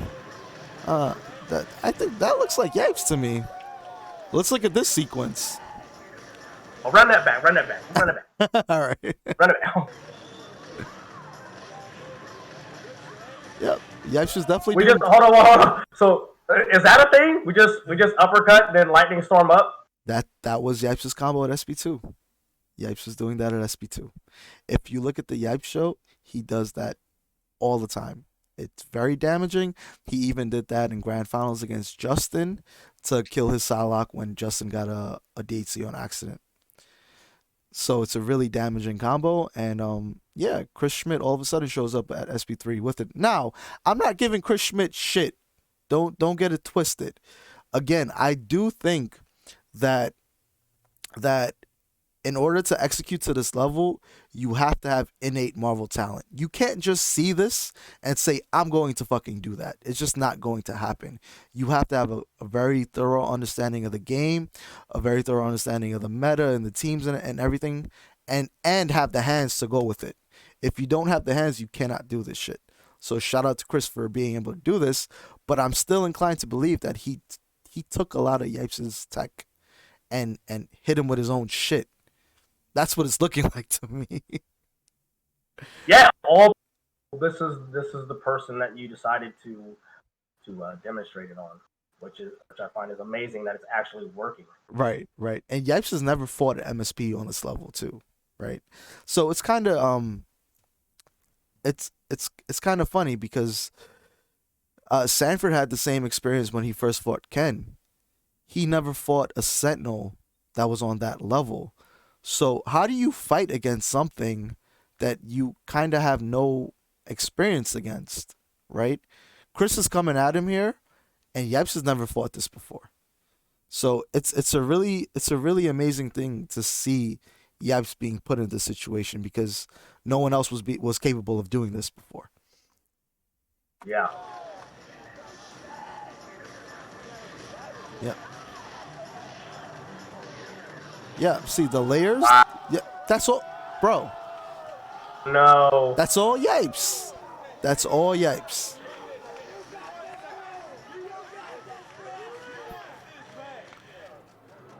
So that's one zip on the first set, right? So just dash up short and then short roundhouse. What could he really do about that? He can't. No. Just the fact that he landed the short and then stopped. Stopped. Yeah, it was just style points at that point. Yeah. He can't really do anything about it because. So he got basically tapped and then tricked. Yeah, layers. Layers.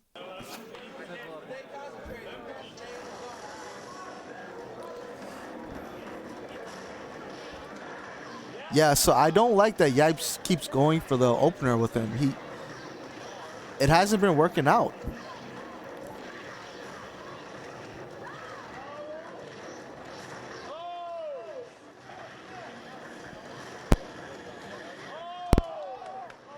Yep. Good mash out.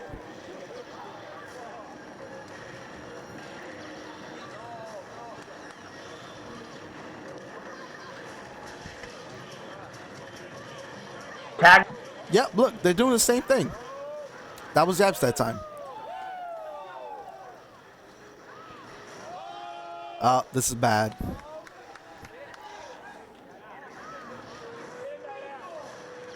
I'm not sure why Kristen Day seen a Magneto there. I would have done that.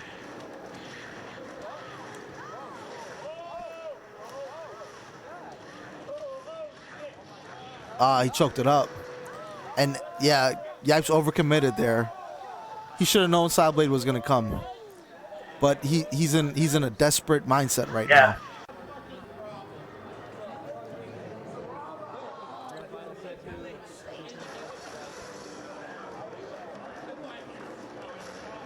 Okay, hang on.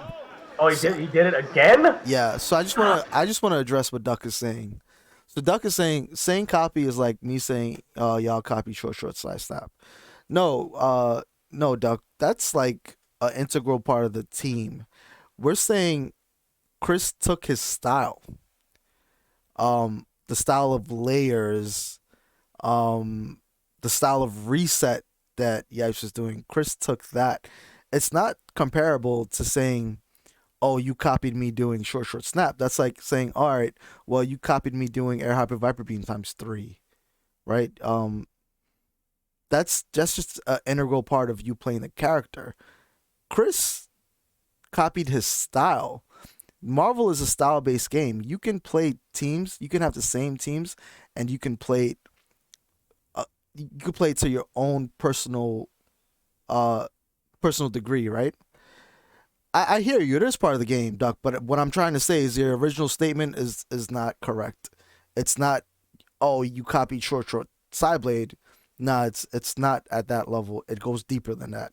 He copied a lot of his setups, not just the actual meta of the game.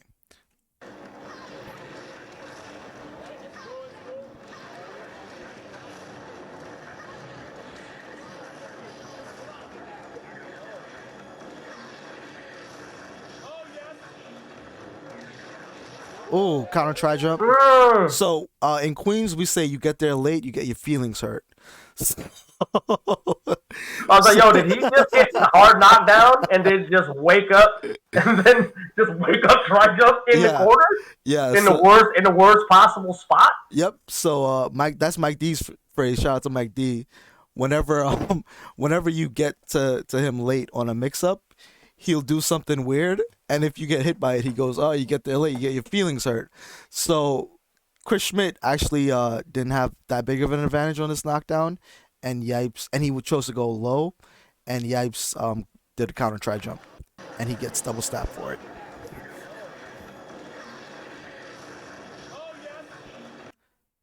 Thank you, Neo. That's exactly what I'm trying to say. Because Mags ain't even on the screen. He has a lot of time, it looks like. Yeah, exactly. Neo, you get exactly what I'm trying to say. Now, it's not that Yipes was doing the optimal stuff. It's the way that he was landing those hits, the way that he layered his offense. Yeah, that turns out to be optimal MSP play, but at the same time, nobody else was doing that but Yipes. Right? It's not equivalent to you saying you copied a fly combo from me with Sun. You copied short fierce into cap rocket punch. That's not equivalent. So I got a question for you, Jason. Yeah. So you know how we always ask Yipes about game theory optimal about certain situations, certain matchups, and when we involve him into the picture, he says, "Well, I know how I play. I know what I would do in these situations, right? Or versus whatever style." So having said, Chris has all this stuff that seems to be trademarks of Yipes. Right. Should he be losing to that here? Or should he? And so we are. What game are we in right now? We're like at least 7-8 games in. So he has to know that a lot of this shit is mine. Right. He's doing a lot of my shit, and I'm actually paying for it. Right. So is he adapting to it, or is it just something that No, there's no adaptation happening here. This is okay. They're just fighting at this point. Right? Okay. If there was adaptation happening, Yipes would be backing up in the beginning of the match, or he would have he maybe would have switched to Row or Thrax, something, a team that he was playing. Now, I think the reason why Yipes gives us that answer now is because he was put in that situation back then, right? I Yeah. don't think back then he was forced to think about what would I do if I fought an exact copy of myself. I don't think he ever had to think about that before. It Because wasn't. it didn't exist. It didn't 'Cause it exist. Yeah. It wasn't until Chris Schmidt showed up that that question became a possibility. Well, how do you fight what it is that you're doing to other people, right? So, Right. a good example would be Josh 360. No one really does what Josh 360 does with Iron Man, right? So, how would Josh fight that if there was another Iron Man player doing that to him? Now we have Daryl that can execute the air to ground to the same consistency that Josh can. That would be interesting to see what adjustments would Josh make, if any, had he had to fight himself. Right? No one Yeah. really no one really ever thinks about that question, especially at this high level. Now for me, if I say what would I do if I had to fight myself? That's not a big deal because I'm not at this level. There are a lot of players that play MSP like me, right? There are a lot of I miss dashes. I don't finish combos. You know, I get hit with fly combos and shit. I'm just a normal MSP, so I have to think about that question. But when you get to the level that Yipes is at, where he's so dominant with the team, he doesn't really have to think about it too much because Right. no one was doing this. So prior to this, having said that, so he's in a very comfortable situation, especially in this matchup, knowing that there's no other MSP like this out there that's optimized. Let's just say for this time, but now that you're actually facing it and being beat by it, he's very uncomfortable right now. Yes, very uncomfortable. I would say. Matt Blueface, thank you for the follow, man. All right, so I think we're on 2-0 on the new set, right? So I believe so. yeah, 2-0. So let's go. Yep, counter try jump.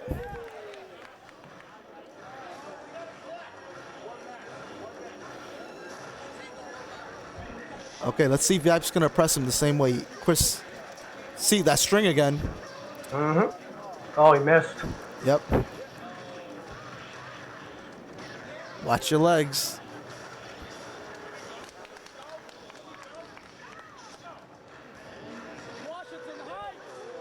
See, they're just that was unnecessary, but Yeah. I was just going to say that. Yeah, that was unnecessary. it was unnecessary, but Yipes wants to make a statement. You're not gonna run me over. Yeah. Oh, yeah, we can both freestyle. Yeah.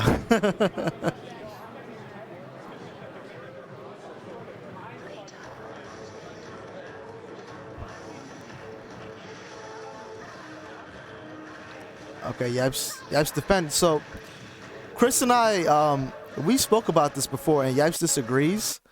But we said that Yipes isn't that scummy in the beginning of the matchup. He's a little bit too honest in the beginning, and I think you're seeing that in this MSP mirror. Chris has the better openers. He's a bit more scummy. He takes a little bit more risk than Yipes, but Yipes is just more. He's more comfortable in being able to hit you in the neutral, but he's not accounting for the fact that you're gonna get scummed out by Magneto in the beginning when you fight something like this.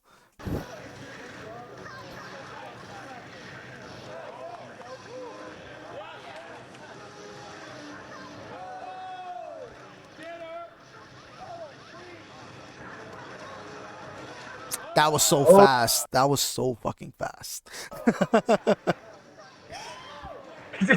don't just sit there.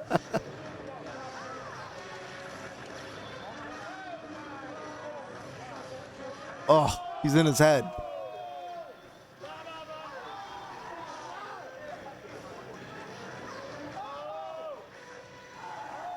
Oh my god. Oh goodness. Okay. And there we go. The kick into Typhoon. That's Yipes' shit. Right? Yeah. That's Yipes' shit. He's hitting him with his own shit.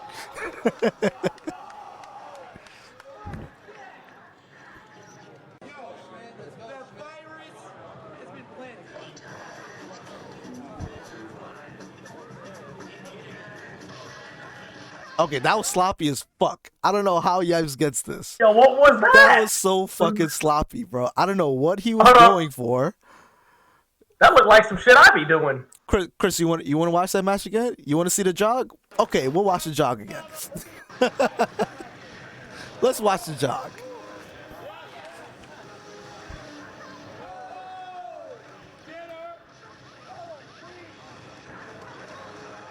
Yo, how'd he hit the dome so quick? shit. The dome got blessed ASAP.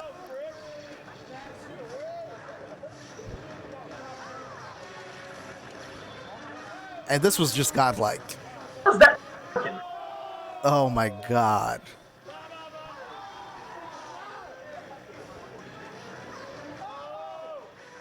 Dome. Oh, Protect your neck. Oh, shockwave.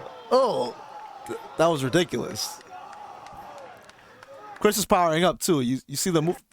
Magneto players do that at the end of the match just to stay warm. You want to stay warm for the next match. So where do you think Chris's mind state is right now? Like, it's over. You think in his head it's over? Like, this dude is not. Yeah, I'm thinking Chris. He's not a threat as much as I thought he was.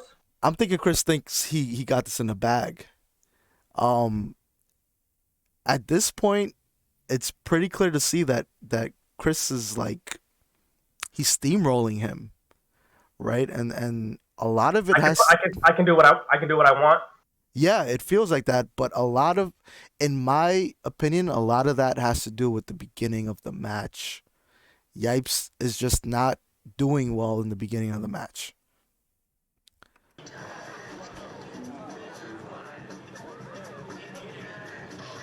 So I don't know what Yipes tried to do here. This was really weird. He gets lucky and he stuffs Betsy. With the roundhouse? Yeah, he gets lucky there because he was supposed to get decked. And then Down with short. Yeah, and then he comes down with short. So that was a bit of a scramble situation. I'm not sure what happened here because that's not a thing. No. That's not a MSP thing to do. That's why I said that's like some shit I be doing, and it just works, and it just works out. Mm-hmm. So yeah, I'm not sure what this was, but Chris has been getting those breaks too.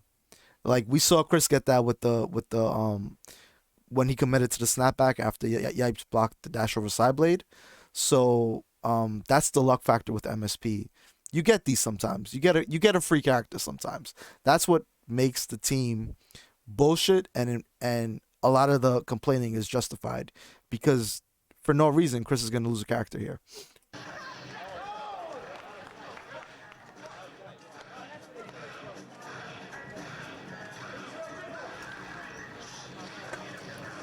Okay, let's see if Yipes can jog him back.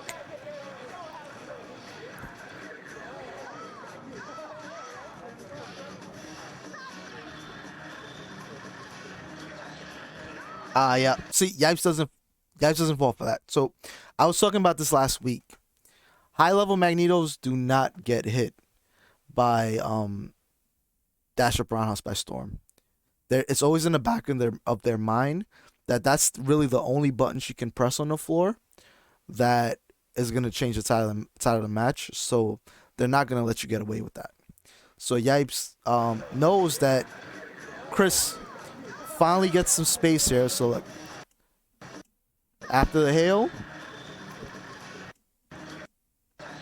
Chris has some space, right?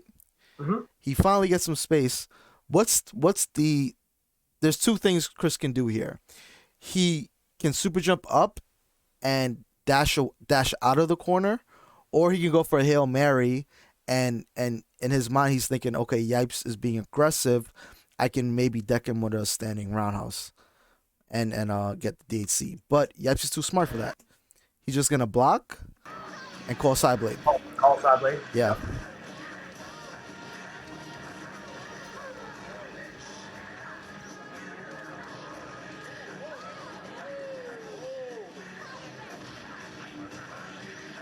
Okay, and Yipes jogs him back.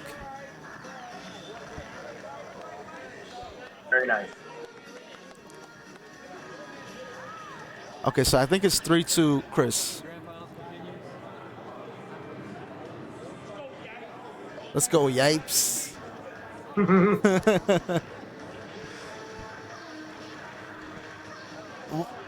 That was interesting. Chris actually gave up. Let's see. Yeah, so Chris is actually giving up space here. Yeah. So from that exchange alone, it shows me Chris has more of a level head in this set than Yipes does. Because he lost the last match because Yipes got that opener, right? So maybe Chris is thinking, all right, let me just take the safe approach here. And also Yipes had this opener versus other Magnetos, and I don't know if a lot of people catch this, but you know I study Yipes a lot, right? So when a Magneto is pressing you, you give up space and you go into the corner, and you commit to crouch short. So it's a feint. It looks like you're going on the defensive, but what you're actually doing is you're kind of lulling them into a false sense of security that I'm not going to hit you here, and I'm just going to deck your legs. What does Schmidt do? Huh? Right? He does the same opener. This is something that Yipes did at SB2. And this is something that I started doing as well around the same time because I saw him doing it and I'm like, oh, that's really good. It's a good mind game. So yeah, again, you could see these things that Yipes were doing that trickles into Schmidt's gameplay. Well, the thing is, he can't push him back crouching. He has to stand. Right. Yipes. Yeah.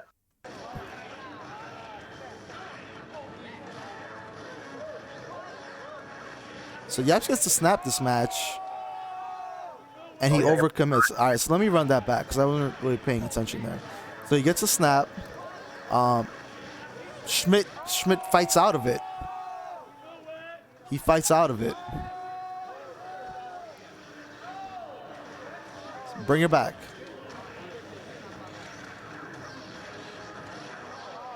If I was Yipes, I would DHC here. Okay, good.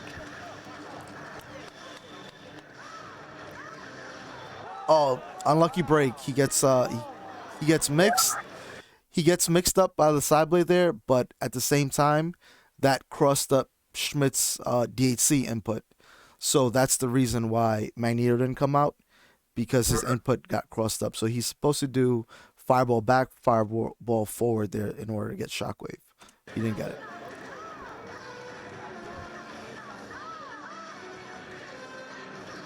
And accidental counter in. Yep, accidental counter in by Yipes. So this is not something we see a lot during this set, but at this point, Chris Schmidt had the better Psylocke. Chris Schmidt was doing things with Psylocke that Yipes wasn't doing. So he had his own style with Psylocke for sure. He was doing double jump into Fierce into EM Disruptor with Psylocke. He was doing the optimal Psylocke combos, and he just did it there. You'll see it. He launches Psylocke on the counter in into EM Disruptor, and he could have comboed there if he wanted. It's really good.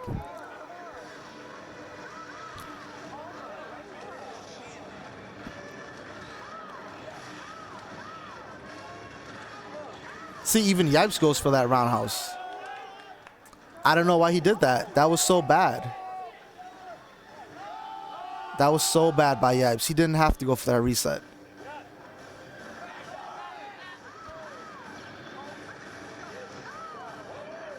Yeah, he gets punished for this. Yep. I mean, what could he really do there? I mean, Storm was gonna die. Yeah, Storm. I guess he could have gave up Storm. She didn't really have health to survive this. So I mean, he just did standing fierce. I mean, even Chris made a mistake here. Let's see. Let's run that back. So I think he should have let Storm die here. Just let her die. Right there. Yeah, he shouldn't have done that DHC. That was a bad DHC. Because now Storm just gets tripped out by Hill, yeah. And Chris Schmidt takes it. Chris Schmidt takes it. Definitely a great set. I think it was the highest level of MSP we saw up until that point, and I think up until now, we're in 2020.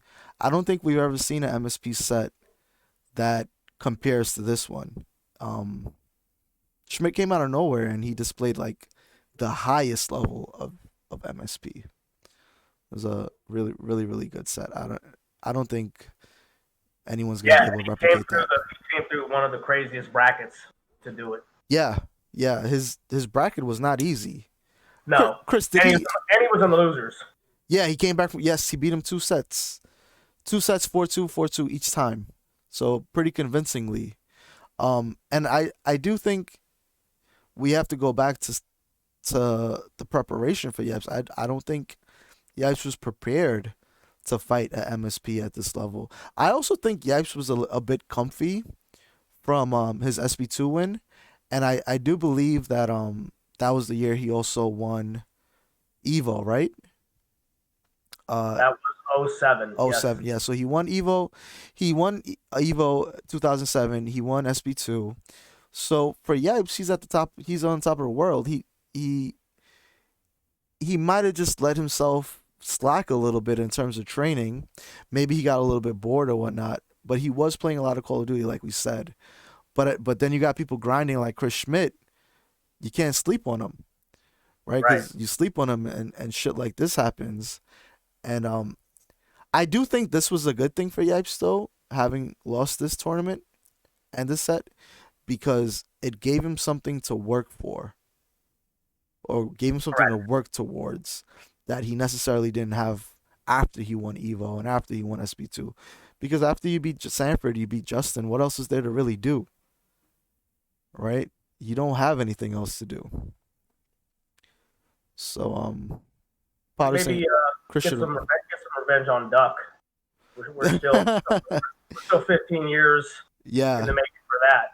yeah, definitely. Go ahead.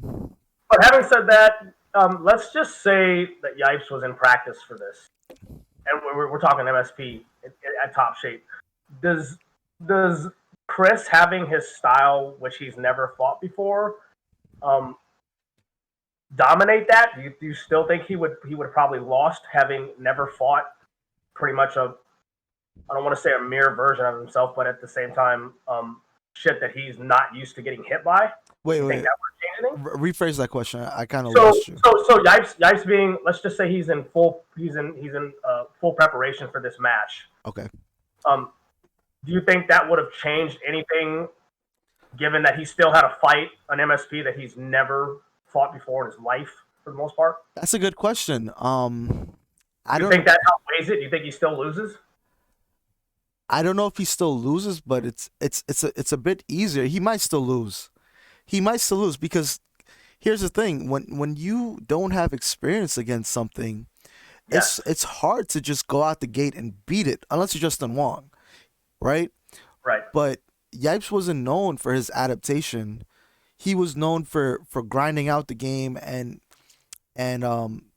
putting you in shitty situations. And a prime example of Yipes not being Justin Wong is Evo 2005, where he had to play Duck, and he never fought anything like Duck before, and he lost. Now, and not to take anything away from Duck, but Duck is used to fighting tons of Magneto players.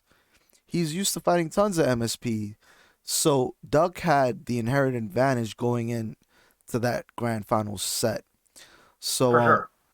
yeah, so fighting something that you never fought before is a really tough thing to overcome, because there's nothing you can do to prepare for it. Who's this guy in the chat?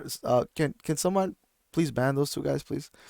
But yeah, when you don't have preparation for something, how do you, well, not preparation, when you don't know something exists, how do you prepare for it? You really can't. Yeah, you really can't. Yeah. You can't. Right? So I do think Yeah, it's like you said earlier, it's not something you're going to be concerned about. exactly.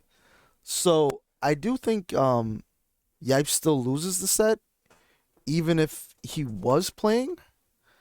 But I think maybe his mindset would have been a little bit different in terms of team selection, maybe he would have picked Thrax or something that fights MSP a little bit different. But then again, going back to that MSP pride shit, he might not have. It's a Right. hard, it's a hard thing to really analyze. I still think no matter what, Chris Schmidt wins the set. And Fair. Yeah. I think it would have been a lot closer, but yeah, I agree. He probably still would have lost just given the lack of experience against his own shit. But here's the interesting part to it. So everyone knows that Yipes gets his revenge on Chris Schmidt at SBR, right? Yes. There was no MSP out on the East Coast that could mimic Yipes or Chris Schmidt at this point. So Yes. what type of preparation was Yipes really doing in order to have such a dominant performance at SBR versus Chris? Was he just playing more? If we take that set into consideration, maybe we can say had Yipes been playing, he wouldn't have lost that bad, right? Yeah, that's fair. Yeah. I mean, was Chris? Would you say Chris was still as sharp at SBR? No, I think SB3 Chris was definitely better than SBR Chris. Okay. For some reason, SBR Chris didn't look as impressive to me as SB3, and a lot of his Magneto movements were not as fast as SB3 Chris, and his Storm didn't look to be in the same shape. I don't know. It was weird, but I definitely remember seeing Chris at SBR, and I was there for that in person. I remember seeing that, and I'm like, oh, this doesn't look like the same SB3 Chris that I remember seeing in the videos. Yeah. I believe SBR was in 2009 Matrix. 10. It was 2010. 2010. Okay, yeah. Yeah, so we didn't see him at SB4. So I don't know what he was doing in that time when I had asked him to come back for Redemption. Right. So maybe he, it's hard to say. It's hard to say what he did after this, if he kept up with the game, or if when we invited him back for SBR, if he just hopped in the lab. Yeah. Now there was another tournament too that people don't talk about. I think people forget about this tournament, but there was a tournament out on the West Coast that Havad hosted, and it had Matrix, Chris, Yipes, Neo, Fnatic, Chunksta. I think it was called like the Tournament of Champions. And at his house? It might have been at his house. It might have been in his house, yeah. And the footage was taped by Stratus Zero. And in that tournament, Yipes lost to Chris Schmidt again. He wasn't able to beat Schmidt. I do believe, correct me if I'm wrong, but I think Neo won that tournament. Neo, did you win that tournament? He lost to Fnatic, Chris? I think he also lost to Schmidt. No, he lost to Neo. So this was the Tournament of Champions that I'm pretty sure, yeah, Havad probably did that in his house in Vegas. Yeah. So Neo, give me some backstory on that tournament. Neo won that tournament. Yeah, I remember Neo winning that tournament. He beat Chris and he beat Chris. Yes, I remember that. Fnatic was in that. I remember seeing Fnatic's picture at the bottom right of the screen. He was definitely in that. And Yipes did not lose to Fnatic. He lost to Schmidt. Because when Yipes was playing Fnatic in the tournament, he was hypergraph tempesting him because he was on pad.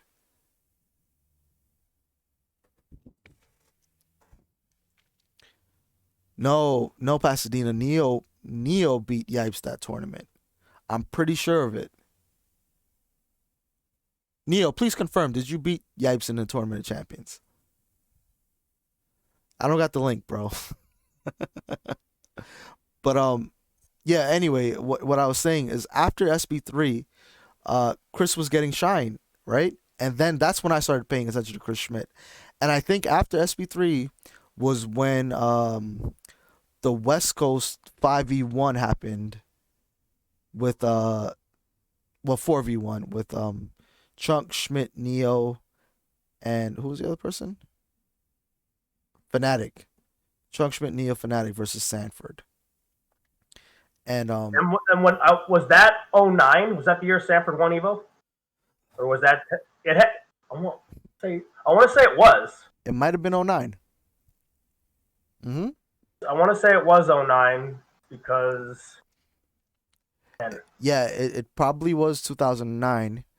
And Chris Schmidt had a really good showing versus Sanford. Like, he was dominating Sanford. And I remember looking at that thinking, I never seen anyone dominate Sanford with MSP like that except for Yipes. And you know what sucks about that? I believe, if I'm not mistaken, I believe Yipes was supposed to be a part of that. It was supposed to originally be, I think, because I remember Havad was telling me, I think originally it was supposed to be Sanford and Yipes versus that team. And then Yipes, for whatever reason, didn't want to do it. And then ended up being Sanford. Gotcha. Oh, Dave with the playlist. Okay, so Neo says, I beat Chunk and Chris in winners and grand finals. I didn't. So who beat Yipes? Neo, did Chunk beat Yipes? I remember him losing to Santhrax. I thought it was you.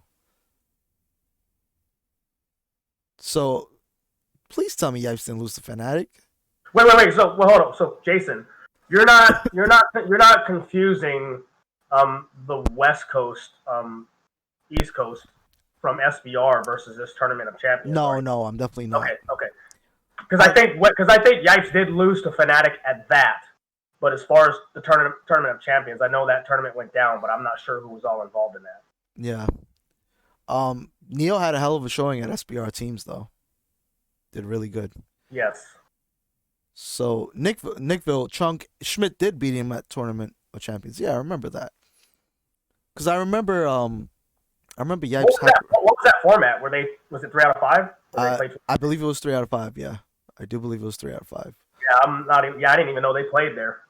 Yeah, it was a really good tournament. It was very high level. I'm not sure why Fnatic was in there, but that's a story for another day. Why he was there or wasn't there? Wait, Fnatic? You sure Fnatic wasn't in there? Bro, why do I vividly remember Yipes doing Hypergraph's Tempest on Fnatic? Maybe I'm confusing that one with SBR.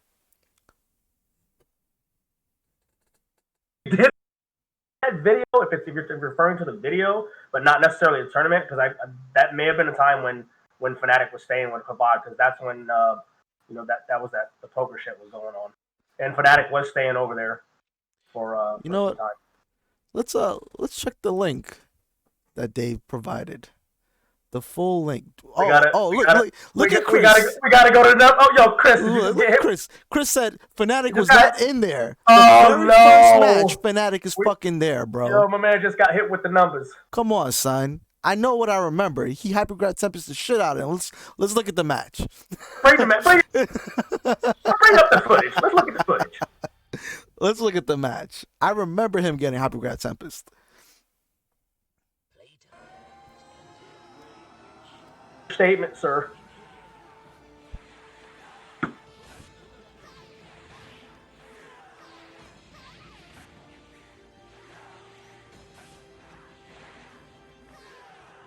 Chris, don't backpedal now. You just said Fnatic was not there.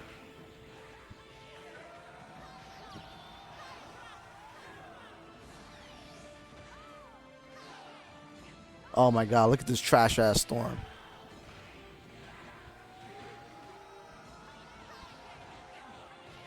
You gotta call Matt. You gotta call Storm. All you got is Storm. Yeah. All you got is Storm. You got no Magneto. You got one of them. Why you play Marvel like this, dog? Oh my god. Oh, get his ass. I'm gonna be hella biased in this set. Get this shit out of here.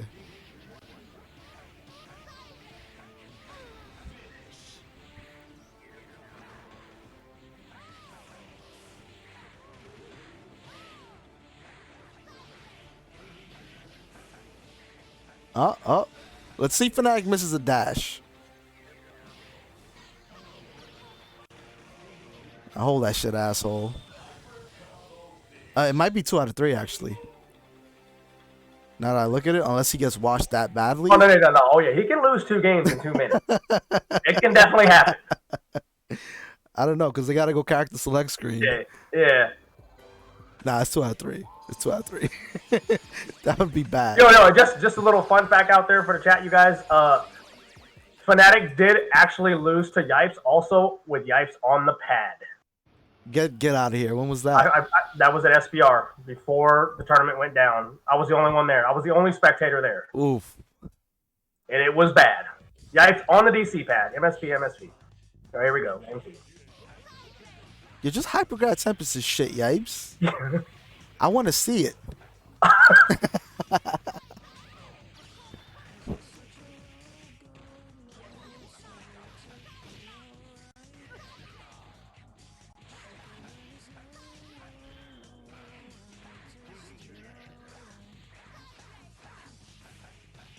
Oh man, Yipes is just like fucking with them. Oh shit. Damn, so this wasn't the match? I guess I'm confusing it with the SBR match where you have gconceptz. Unless they play again. Oof.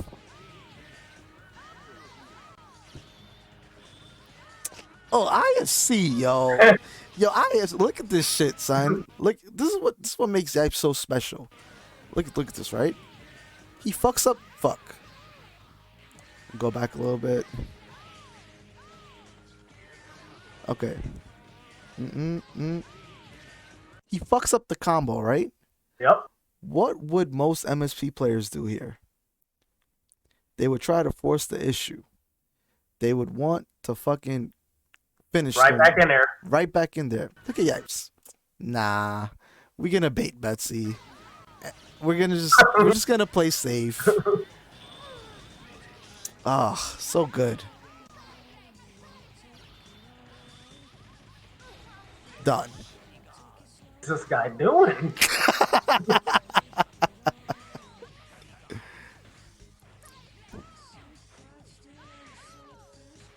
Yeah, Yipes is moving. He's moving. Yeah, I mean, back then, he's just everywhere. Yeah, damn. Y'all have me wanting to go over this list. What's this? And I'm going through the whole tournament. Yeah, yo, Yipes Fnatic was 3 minutes. Who got washed here? Somebody got washed 3 minutes. We're gonna look for all the washes. Chris Schmidt, who gets washed in 3 minutes 28? Chris is Chunkster? And yeah, all right, let's see. Let's watch this. Sorry guys, my interest is peaked now.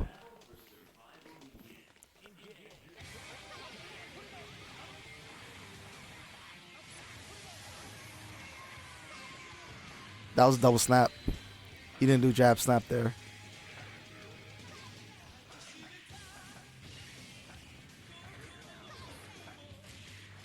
Oh! Yo, Chris is moving. This mix is kind of trash, though. Uh-oh. That was slow. This should be a dead storm. Yep, killer.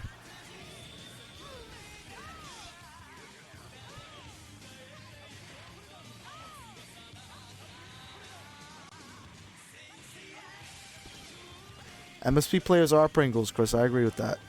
I'm fucking Pringles, dude. I'm not ashamed to admit it.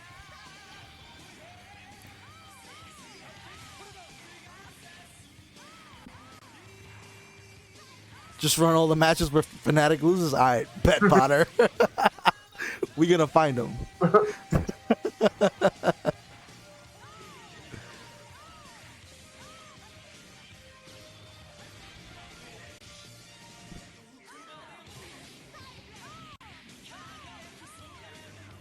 Yep, that's the shit. That's the shit. He gotta take this. He has no choice but to take this. Hold that meaty shit and take a mix. So good.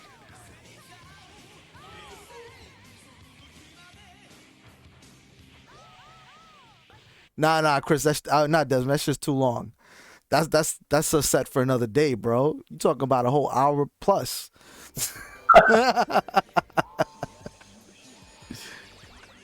20 before that with Desmond and Fnatic. Maybe it was the first of 15, right? Yeah, that was the first of 15. Yeah.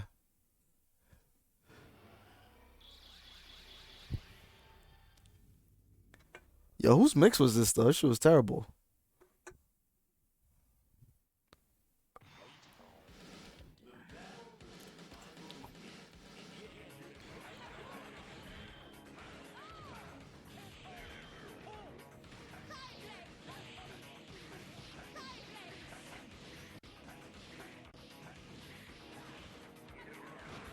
My man held up.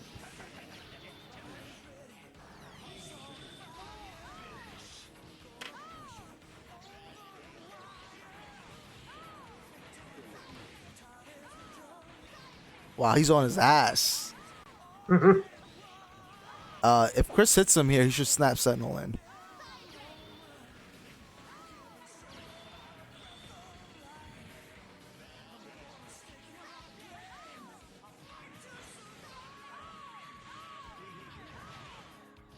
Oh, dome. Wow. So fast. Alright, so I got you, Potter. Who did Fnatic lose to? Look at young Neo. That's grand finals. Oh shit.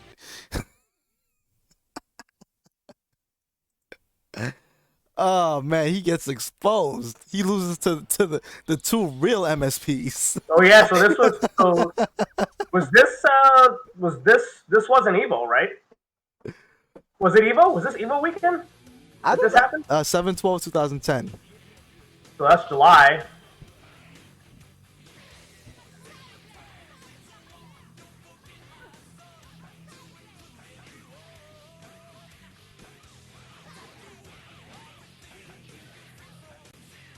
Yeah, Tempest. Thank you, Chris. Tempest, this asshole. Why is he doing this?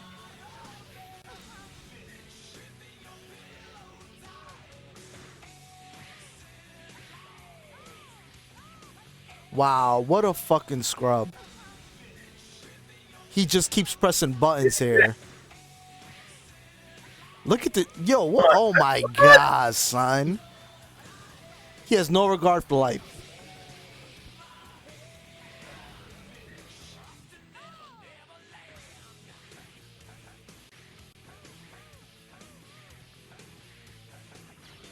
Oh, that's Chris. Oh, okay, okay. You're right. You're right. You're right.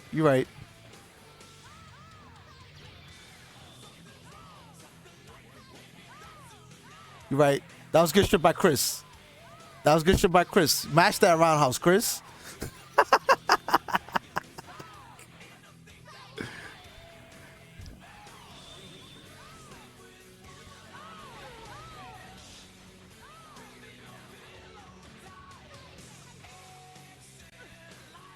What? I don't know, man. Stand there? Just get him out of here. Just get him out of here. I hate watching this MSP.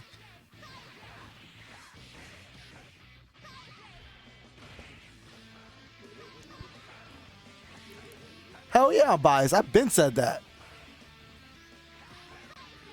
Please Hypergrad Tempest him. Yes! You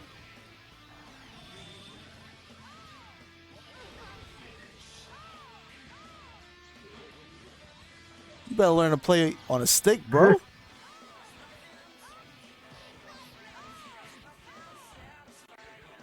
Ooh!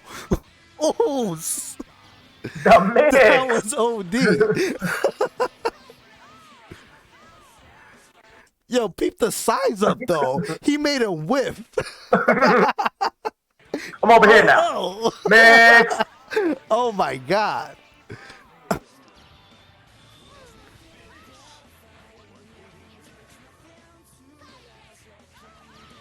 Nope, that's a punish. Yep. Run the mix back? Alright, we'll run the mix back. Yo, why did he make his tri jump go the other way though? Son, he did a counter tri jump. That shit whiffed. Why? And then she turned around. She turned around. She turned around, stared at her. And Excuse me. Can I talk to you for a minute? Oh, that was OD. This is why I love MSP, because you could do shit like this. You can just be so creative. All right. I think that's all we're gonna go over from this tournament. Yeah, because these are kind of long. But Neo, you beat Schmidt 2 sets in that tournament. That was good shit. All right. If you didn't want to play stick, then give respect for the game and play on DC. And play on DC pad. Yeah, exactly. Don't do the macro shit, right? I 100% agree with you. If you're not gonna play on stick and your preference is pad, don't macro anything. Just play the way it's supposed to be played. Fugee, you play on pad. Fugee? With yeah, you there? Hold on. Yeah. Are you there? You hear me? Yeah, I can hear you now. Okay, so I always wondered why Fnatic actually did that, because he actually, I mean, not for nothing, he was actually decent at Family Fun on the showcase cab, and he So, did play on stick. I heard stories about Fnatic being decent on stick. He was decent. I mean, like I said, when we went there in 08, when Justin played, Sue and Finesse, he played Justin and he played Finesse, and that's where his stomping grounds was, at Family Fun on that showcase cab. There was no plug-in and no pad. So I always wondered why he did that, why he opted to play on the pad. Okay, so I think that probably happened because of the console era kicking in, right? And shit, when you find an easy way out to execution, I won't say most people will take it because he was the only one that took it, but he had no honor when it came to that shit, bro. Like, he just saw, okay, I can get perfect dashes if I just hit this button. Why not do it? Now, yeah, the argument is that you have to lose a fucking assist to do it. I get it, but I don't know. That just takes away from the most integral part of Marvel to me, which is execution, right? Yeah, you're eliminating a lot of human error. Yes, you're eliminating human error. In order for you to play this game at the highest level, there is an execution barrier. By you having a one button dash, you're completely eliminating that barrier without having to do any type of work. Bro, if you look at my hands from dashing, there's literal calluses on my fingertips because I don't want to miss them shits, right? My man is just tapping a button. Yeah.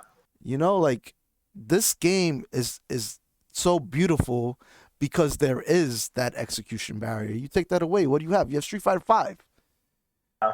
Right? Like, those are crucial spots too. I mean, we actually just saw them in that set with Chris and Yipes. Those are crucial spots where, I mean, you're right there face to face and you're trying to do something that involves a dash and you miss and you pay for it. Right. Where on his end, like, you're not ever going to see that. Yeah. You're going to come out perfect every time. And having said that, when in 2007 when Eric played him, they played like right when we walked in the door. It was crazy. Like, we walked in the door and money was flying everywhere. But right when he played him, like right away, just knowing that he was using that, I mean, took away from their match. Right. Because in the back of his mind, like, this dude's not going to miss. He's not going to miss no dashes. His tri jumps are going to be like lightning fast, and I'm just going to have to deal with it. Yeah, exactly. Now, I also heard stories of Fnatic playing Yipes at the Evo, and from what I heard, he played Yipes on a stick out of respect. 07 on the stage. He played and he chose to use a stick, right? Yeah, he was in top 8, and we don't know how he got there, but right. He did opt to use the stick. So here's my thing, right? You got to top 8 using one button dash. You played the entire tournament using one button dash. Now you get to top 8.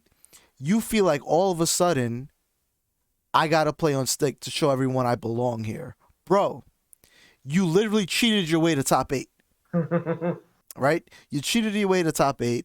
And then, if you want to give Yipes the respect of you using stick, you're pretty much admitting at that point that what you're doing is not respectful. Right? I mean, the thing is, I mean, like the guys are saying, if you want to get some shine, you're on the stage, you're playing against the best MSP that we know of at the time. And what do you think that would have done had he beat Yipes on a stick? So obviously it's a pride thing for him. It's clout chasing in a way, but I mean, we saw pretty much what happened when he played Nelson.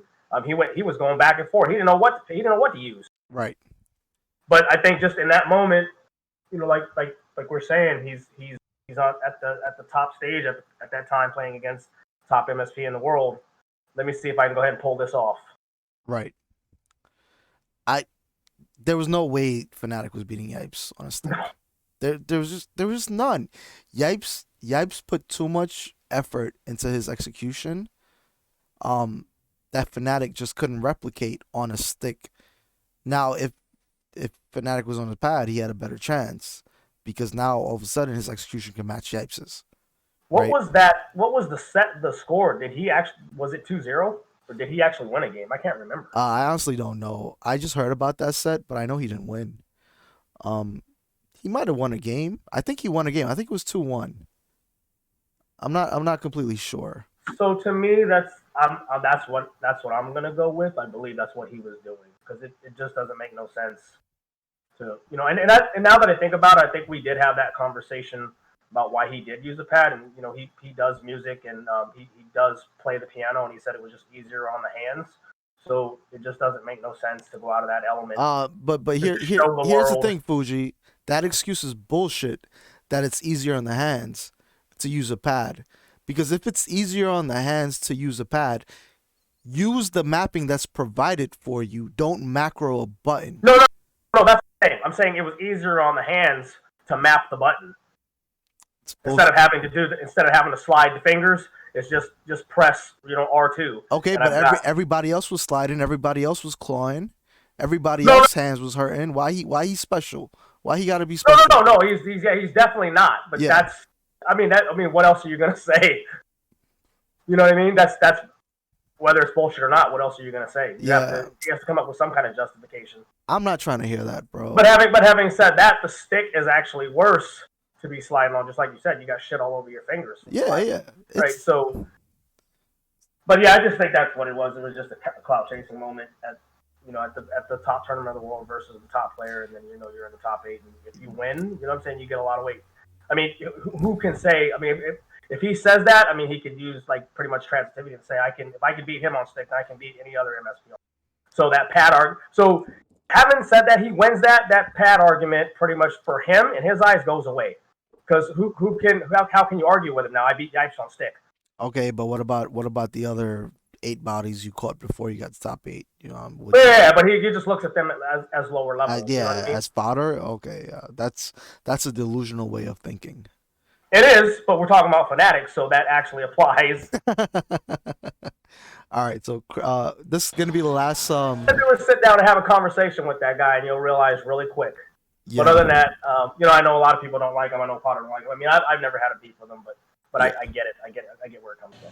All right, so this is gonna be the last vid of the stream, guys. This is Chris's request: Fnatic versus Yipes Evo 2K7. Yipes on player 1, Fnatic on player 2. Yo, how is Chris in the chat telling us what to do? Yo, how come every time Chris shows up, we end up doing what he wants? I don't know, man.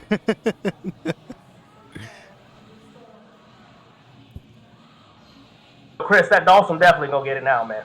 Oh, you know what? I'm gonna play one more video after this, and this is for Nick Guy.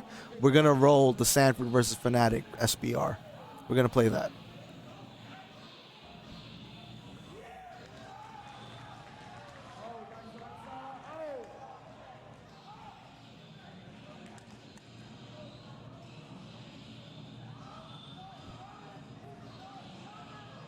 So he's doing all this on stick right now. Yes. Okay.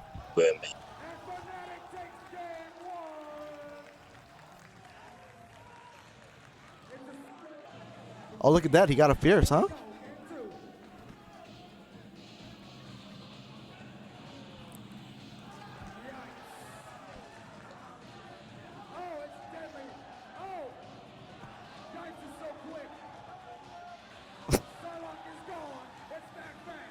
It's that fast. That's my shit. He was on the. Is Recognize that guy? Who's that? Talking? That sounds. I recognize that guy. Who is that on the mic, guy? Shout out to Fugee. Fugee, don't be asking me no questions, all right? Oh my God, Chris, get off the fucking line, bro.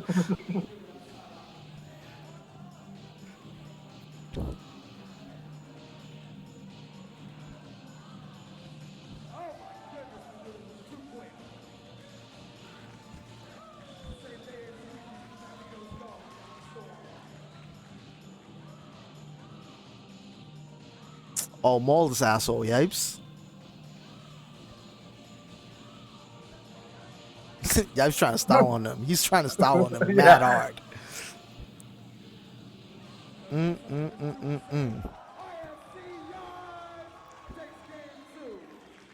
Fugee, why your voice sound deeper over here? Over here on the mic. Yeah. I don't know.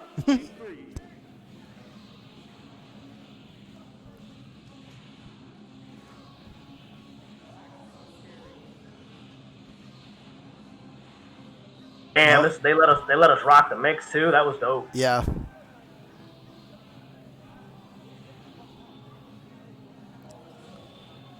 Oh, he got a clean punish there. Bring it back. Watch the dome. Ooh. Freight. Freight. Freight.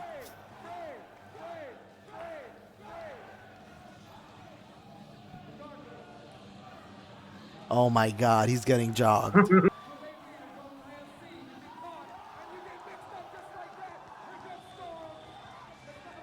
Yo, Fugee, you were hella biased. Colin, what's going on? That was cute.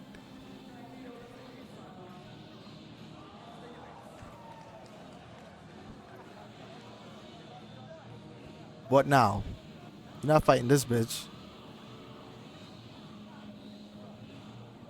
Wasting time. Yo, here. look how fast his fierce is with Storm, bro.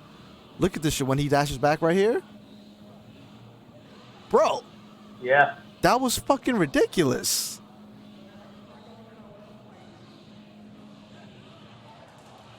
All right.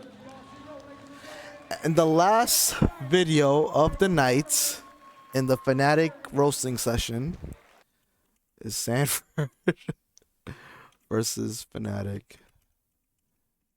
Is this team? Was this teams? No, this is their tournament set. The tournament? Okay. Yeah.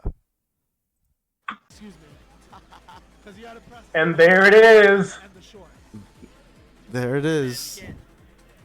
Take it easy on him. His name is Lauren. Listen, I'm gonna tell you something. Rest in peace, Nelson. Huh? And this is young Gary, bro. Yo, listen, we respect the good players. I respect Chris Schmidt. I respect Schmidt. I don't respect one button dash. Speaking the truth. And Neo takes that very well. He's like, yeah, you're right. Damn, even Neo, didn't you go there with Fnatic? Bro, he raw tagged on Sentinel? We're playing right now. Oh, okay. Sanford's fucking this guy's shit up. Let me ask you a question. Yo, You think Gary! Yipes use one button dash? Ooh, ooh. Nelson asking the hard questions. Fucking this guy shit up. Yo, Neo, let me ask you a question. You think it'd be fair if Yipes use one button dash? Oh, I'll take that. I'll take that as a no. I'll take that.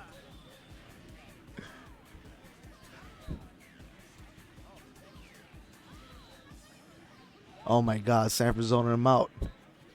Too much cap. Lauren Too Bates much at cap. Commando is really hurt right now. Yep. Sam is gonna have to look at that.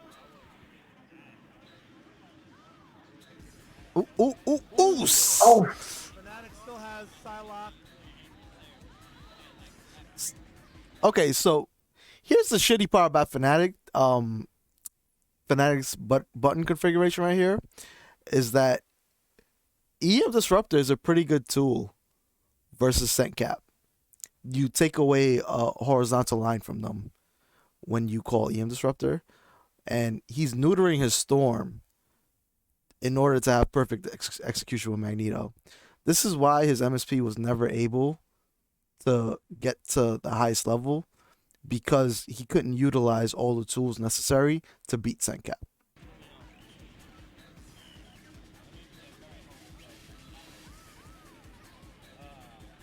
Burning some meter. I don't agree with Fnatic's choice of burning the meter there. I think he needs to keep 2 levels. Oh, Got her. Stanford DAC is Storm in a is hailstorm. dead. Is she dead? And she's dead. About to get mixed. I think this is pretty much over. Good blocking by Kelly. Yeah, that was good D. Sanford always had Oh no. oh, Oh, he couldn't even hit confirm it. Lightning storm. Magneto is dead.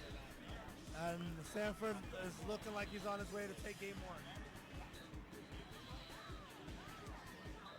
Okay. All right. This is Sanford's match. DAC. Bubbles. All right. Well, Round 1. Sanford Kelly.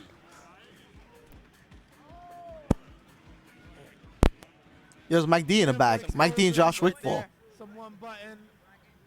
All right. You guys see? my man Alex This Monin. is Josh Wickfall. Hang on, let's see who's here. We got Josh Wickfall, Mike D. That's Fnatic. Is that Lawrence? Yeah, Alex Law. Monin. Lawman. that's Lawrence. Sanford. Where you see Alex? Right behind Sanford. Alex Monin, right behind Sanford. Okay, Yeah, okay. Who else we got here? That's all I can recognize. Who's this guy? Is that Neo? Mike, you know. That might be Neo. Oh no, you don't. We need you to confirm the fit. You getting it from me? No, you're done. So anyway, like I was saying, I'd give it to Schmidt. Huh? Sanford's like, Daisy in the back. My man Petey. So, oh, yo, right now, Sanford. You're PD, wrong. PD fucked me up this tournament, bro. I played him in a first to 10. He beat me 10-2. He fucked my shit up. Not Oh, you see Chris in the corner? Is that Chris back there with his arms crossed? Where? Right here, talking to Josh. He's out. He's out. Yeah. I just see an arm. Yeah, that's Oh, Chris. yeah. He got the redemption shirt on. That's Chris. No matter how good you are. Sanford's gonna have to struggle with Magneto again in Marvel 3. I'm not sure if he's gonna have to struggle as bad. I don't know, but going by what you said. That was risky by Sanford, hitting buttons there. Storm sent DAC. He's gonna have to struggle with every single character if that's the case. I so want Sanford to send this guy home. Mega Man Steve. Sanford has a commanding lead right now. Trying to chip Magneto out, keep him out. Lawrence defending everything right now. I expect that he's probably gonna. That was good patience by Fnatic, actually. I'll give credit where credit is due. Because if he DAC's Storm in, he's gonna lose Cyblade assist. Oh, that could have been done. Yeah. Should have been done. Storm in. Now he can't call Cyblade. Yeah, all he has is EM Disruptor, yep. Just fucking tag Sanford. With a hailstorm. Yep. Sanford counters in Sentinel. Yo, Telly, that shit was fucking. That shit was too funny, bro. How you pop off on a Mega Man player though? Like, I don't get it. My man, you're using MSP. Calm down. You should beat Mega Man. I think he's better off getting Magneto back in. Yo, Desmond, I'm gonna have a Desmond day next week, bro. We're gonna go over all your footage. Don't worry. You and Wick for his bus ass. We've seen that many times. And she's still done because he can't do anything about it. He's gonna try to run away and build up a level. Well, actually, no. He's gonna DAC and Psylocke right now.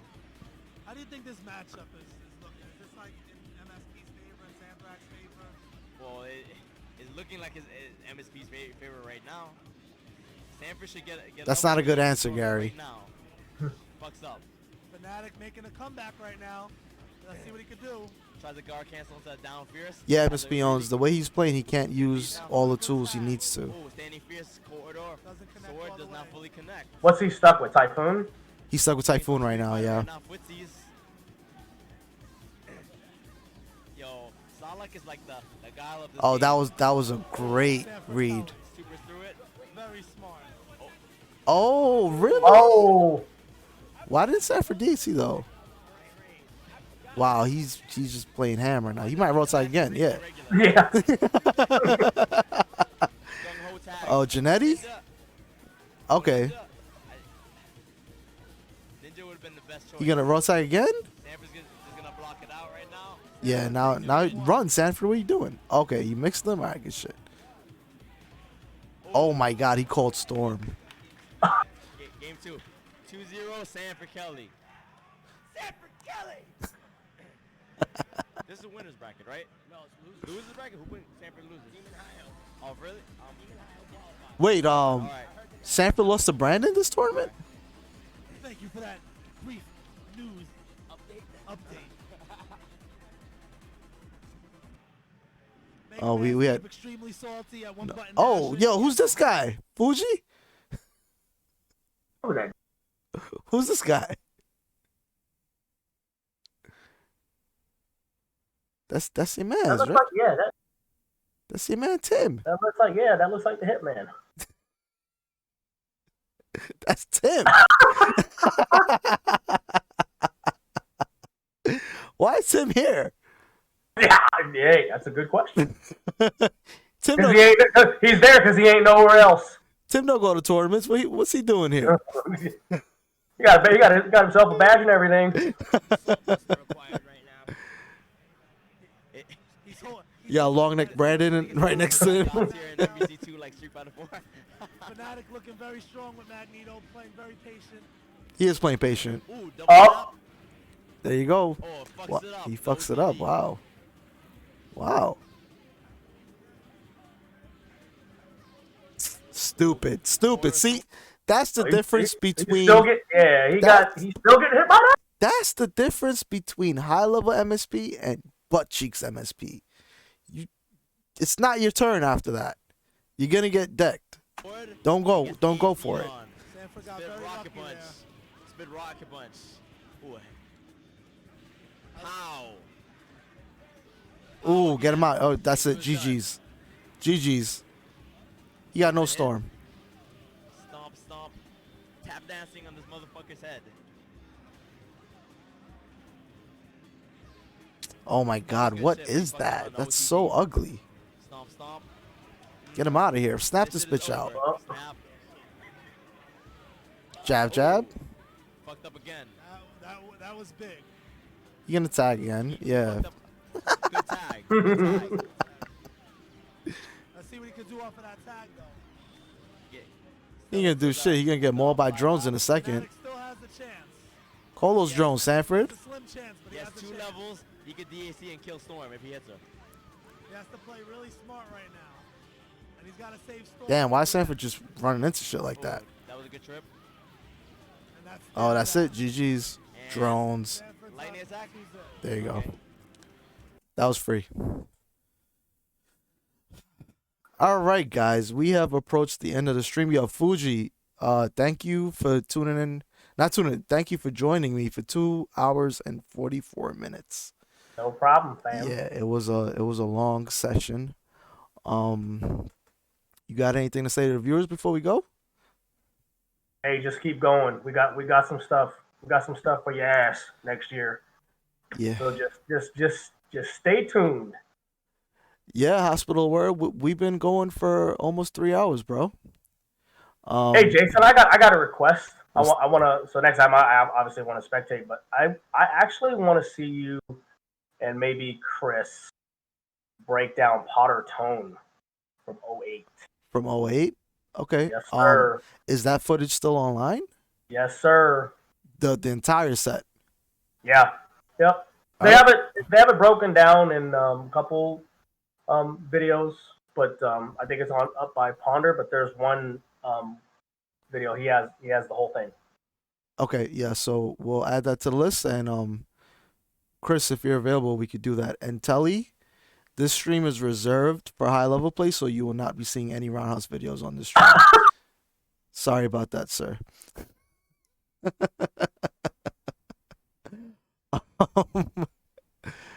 But yeah, guys, every Friday will be match analysis day, and So let's touch on that real quick, real brief. So gosh, where would you categorize his play? it's not in the high level bucket. I'll tell you that. So what would you say it is? Is he nice? Is he solid? Is he effective? He's a Where would you put him? All right, you want me to be honest or you want me to be PC? Which gconceptz do you want right now? I want the chat, our chat gconceptz, the Okay. one where we're assholes. That one. Okay, he's a fucking gimmick. He's a gimmick, right? It's something that people they have not had the chance to figure out, right? When you and I've said this many times and I'm gonna regurgitate it again.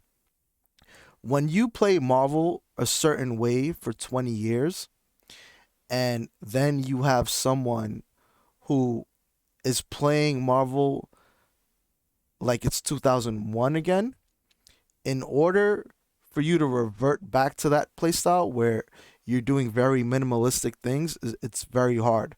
So the reason why Roundhouse does so well, in my opinion, is that he forces people to play at that level. He forces you to just, because he's always going to do one thing. He's always going to go after your assist. He's always going to risk his point character to kill your assist, right? So because he's always doing that and he's not capable of changing that up, that's his whole MO, that's his whole gameplay. You have to play like that for the duration of the set. You have to play like that for 10 games. You have to play like that for 15 games. However long it's going to take, you have to play like that, and that's a hard thing to do when you're not accustomed to playing like that. That's why when people say, you know, how come you don't play Roundhouse? And I tell them, I don't want to subject myself to playing that. I don't feel like going back and playing at that level for that long. It's just not fun for me. Right? Yeah. I literally get no enjoyment from sitting there and waiting for you to call assist and call counter call cap, dash back spit, fly, chip, wait for you to call Iron Man, cap, do it all over again. That shit is boring. It's really fucking boring. I think he's a gimmick player. You know, shout out to him that he won Bots 3.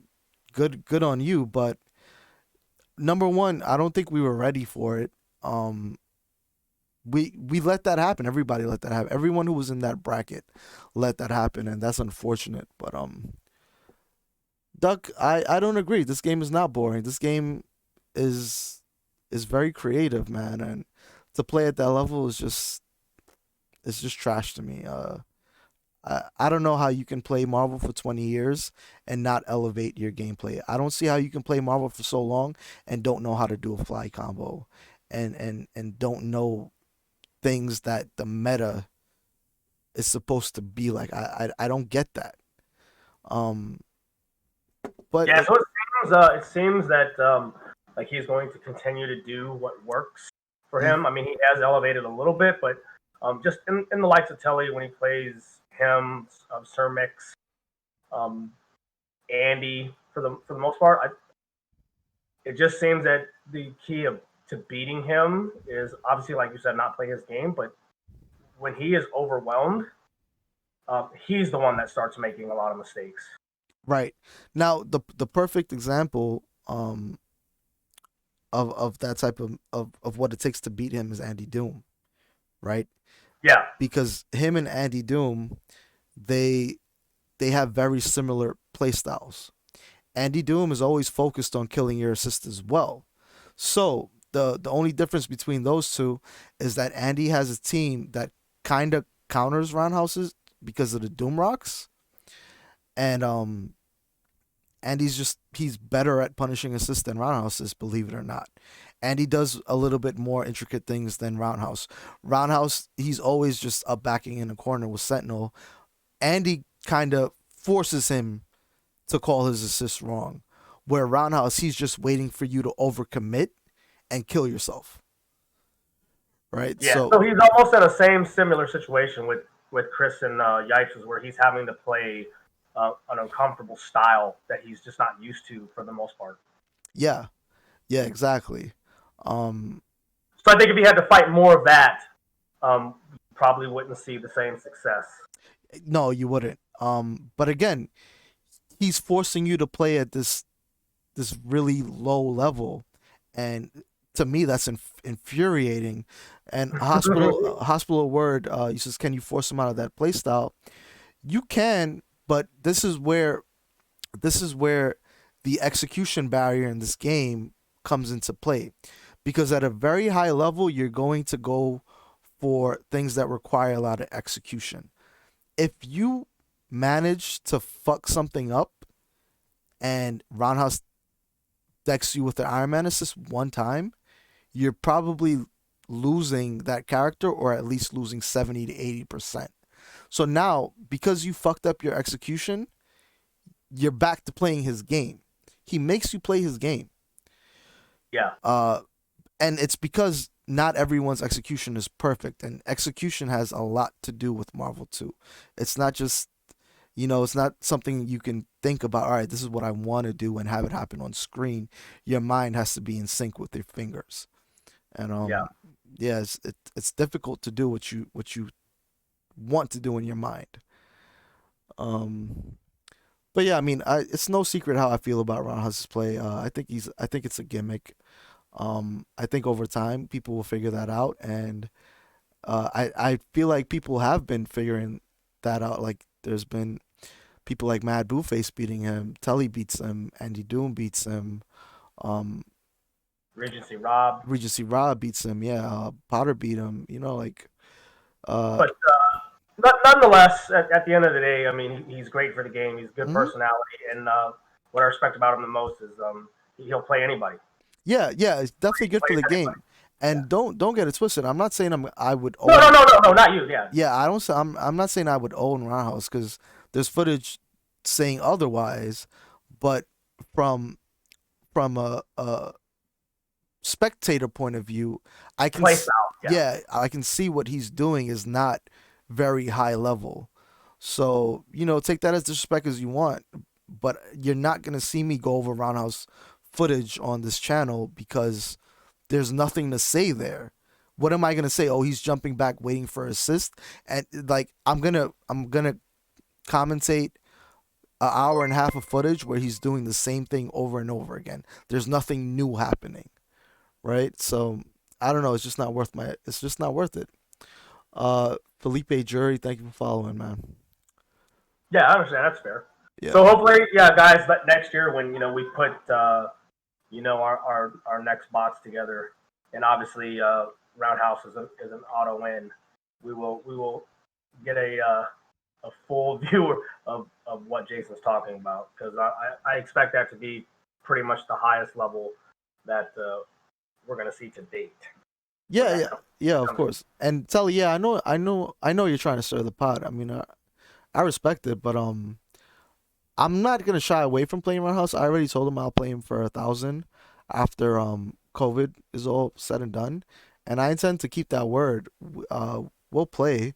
I've been playing, so once my execution gets to the point where I feel like it needs to be, we can set that up. When I was playing Powder, I practiced for a long time to get my execution decent. It still wasn't where it needed to be. Right now, I feel like if I play Roundhouse, I'd lose. But give me a couple more months, and I feel like I'd be where I want to be. I feel like I could beat him with Thrax. But with MSP, I don't think I could beat him right now because I'll drop too much. Don't get it twisted. They from bots they definitely have him in the sights. Yeah, and So just stay put. I didn't quit MSP Hospital Word. I'm just expanding my horizons right now. I'm getting a better understanding of the game, playing different teams. That's it. That's all I'm doing. MSP is still my main. And whenever Neo is ready to give me my run back, I'll take it. But Neo hasn't been playing, so the ball's in Neo's court. But yeah, guys. So thank you once again, Fugee. It was nice to get some insight on SBR and a little bit of history on Marvel. And you know, guys, like Fugee, Chris, myself, Desmond, Josh, we talk about this stuff all the time in our private group chat. So it's just nice to be able to give you guys some of this background that you might not be aware of. I know when Ken and Yipes first came up, way back when, Fugee, what was this, like 10 years ago? How long was that? The first time that was discussed. The first time, I want to say it was 2012 or 13. Yeah. So around that time, people didn't know Fugee's credibility, and they thought that there was like some sort of scam trying to be set up. They didn't know Fugee is just really in it because he loves Marvel as a sport. Fast forward to now, and everyone wants to escrow Fugee money for big money matches. So had they did their homework back then, all the match that you're begging for right now could have already happened. All right, but that's a story for another day. For sure. Yeah. Yeah, thanks for tuning in, guys, and hope you guys enjoyed it. It's actually again my first time watching it. I can't believe that that Yipes lost like that, but I mean it is what it is. Like you guys said, he just wasn't accustomed to seeing his own threat. Yeah. Yo, Fugee, plug your Twitter and shit. People want to follow you. Plug away. Where could they find you on Twitter? I don't know. He doesn't know his own Twitter. No. I what mean, a god! I'll tell you what your Twitter is, Fugee. There you go, right there. How about that? There you go. That's Fugee's Twitter at FugeeLaw, and I think he has a stream coming as well. It's under wraps. No.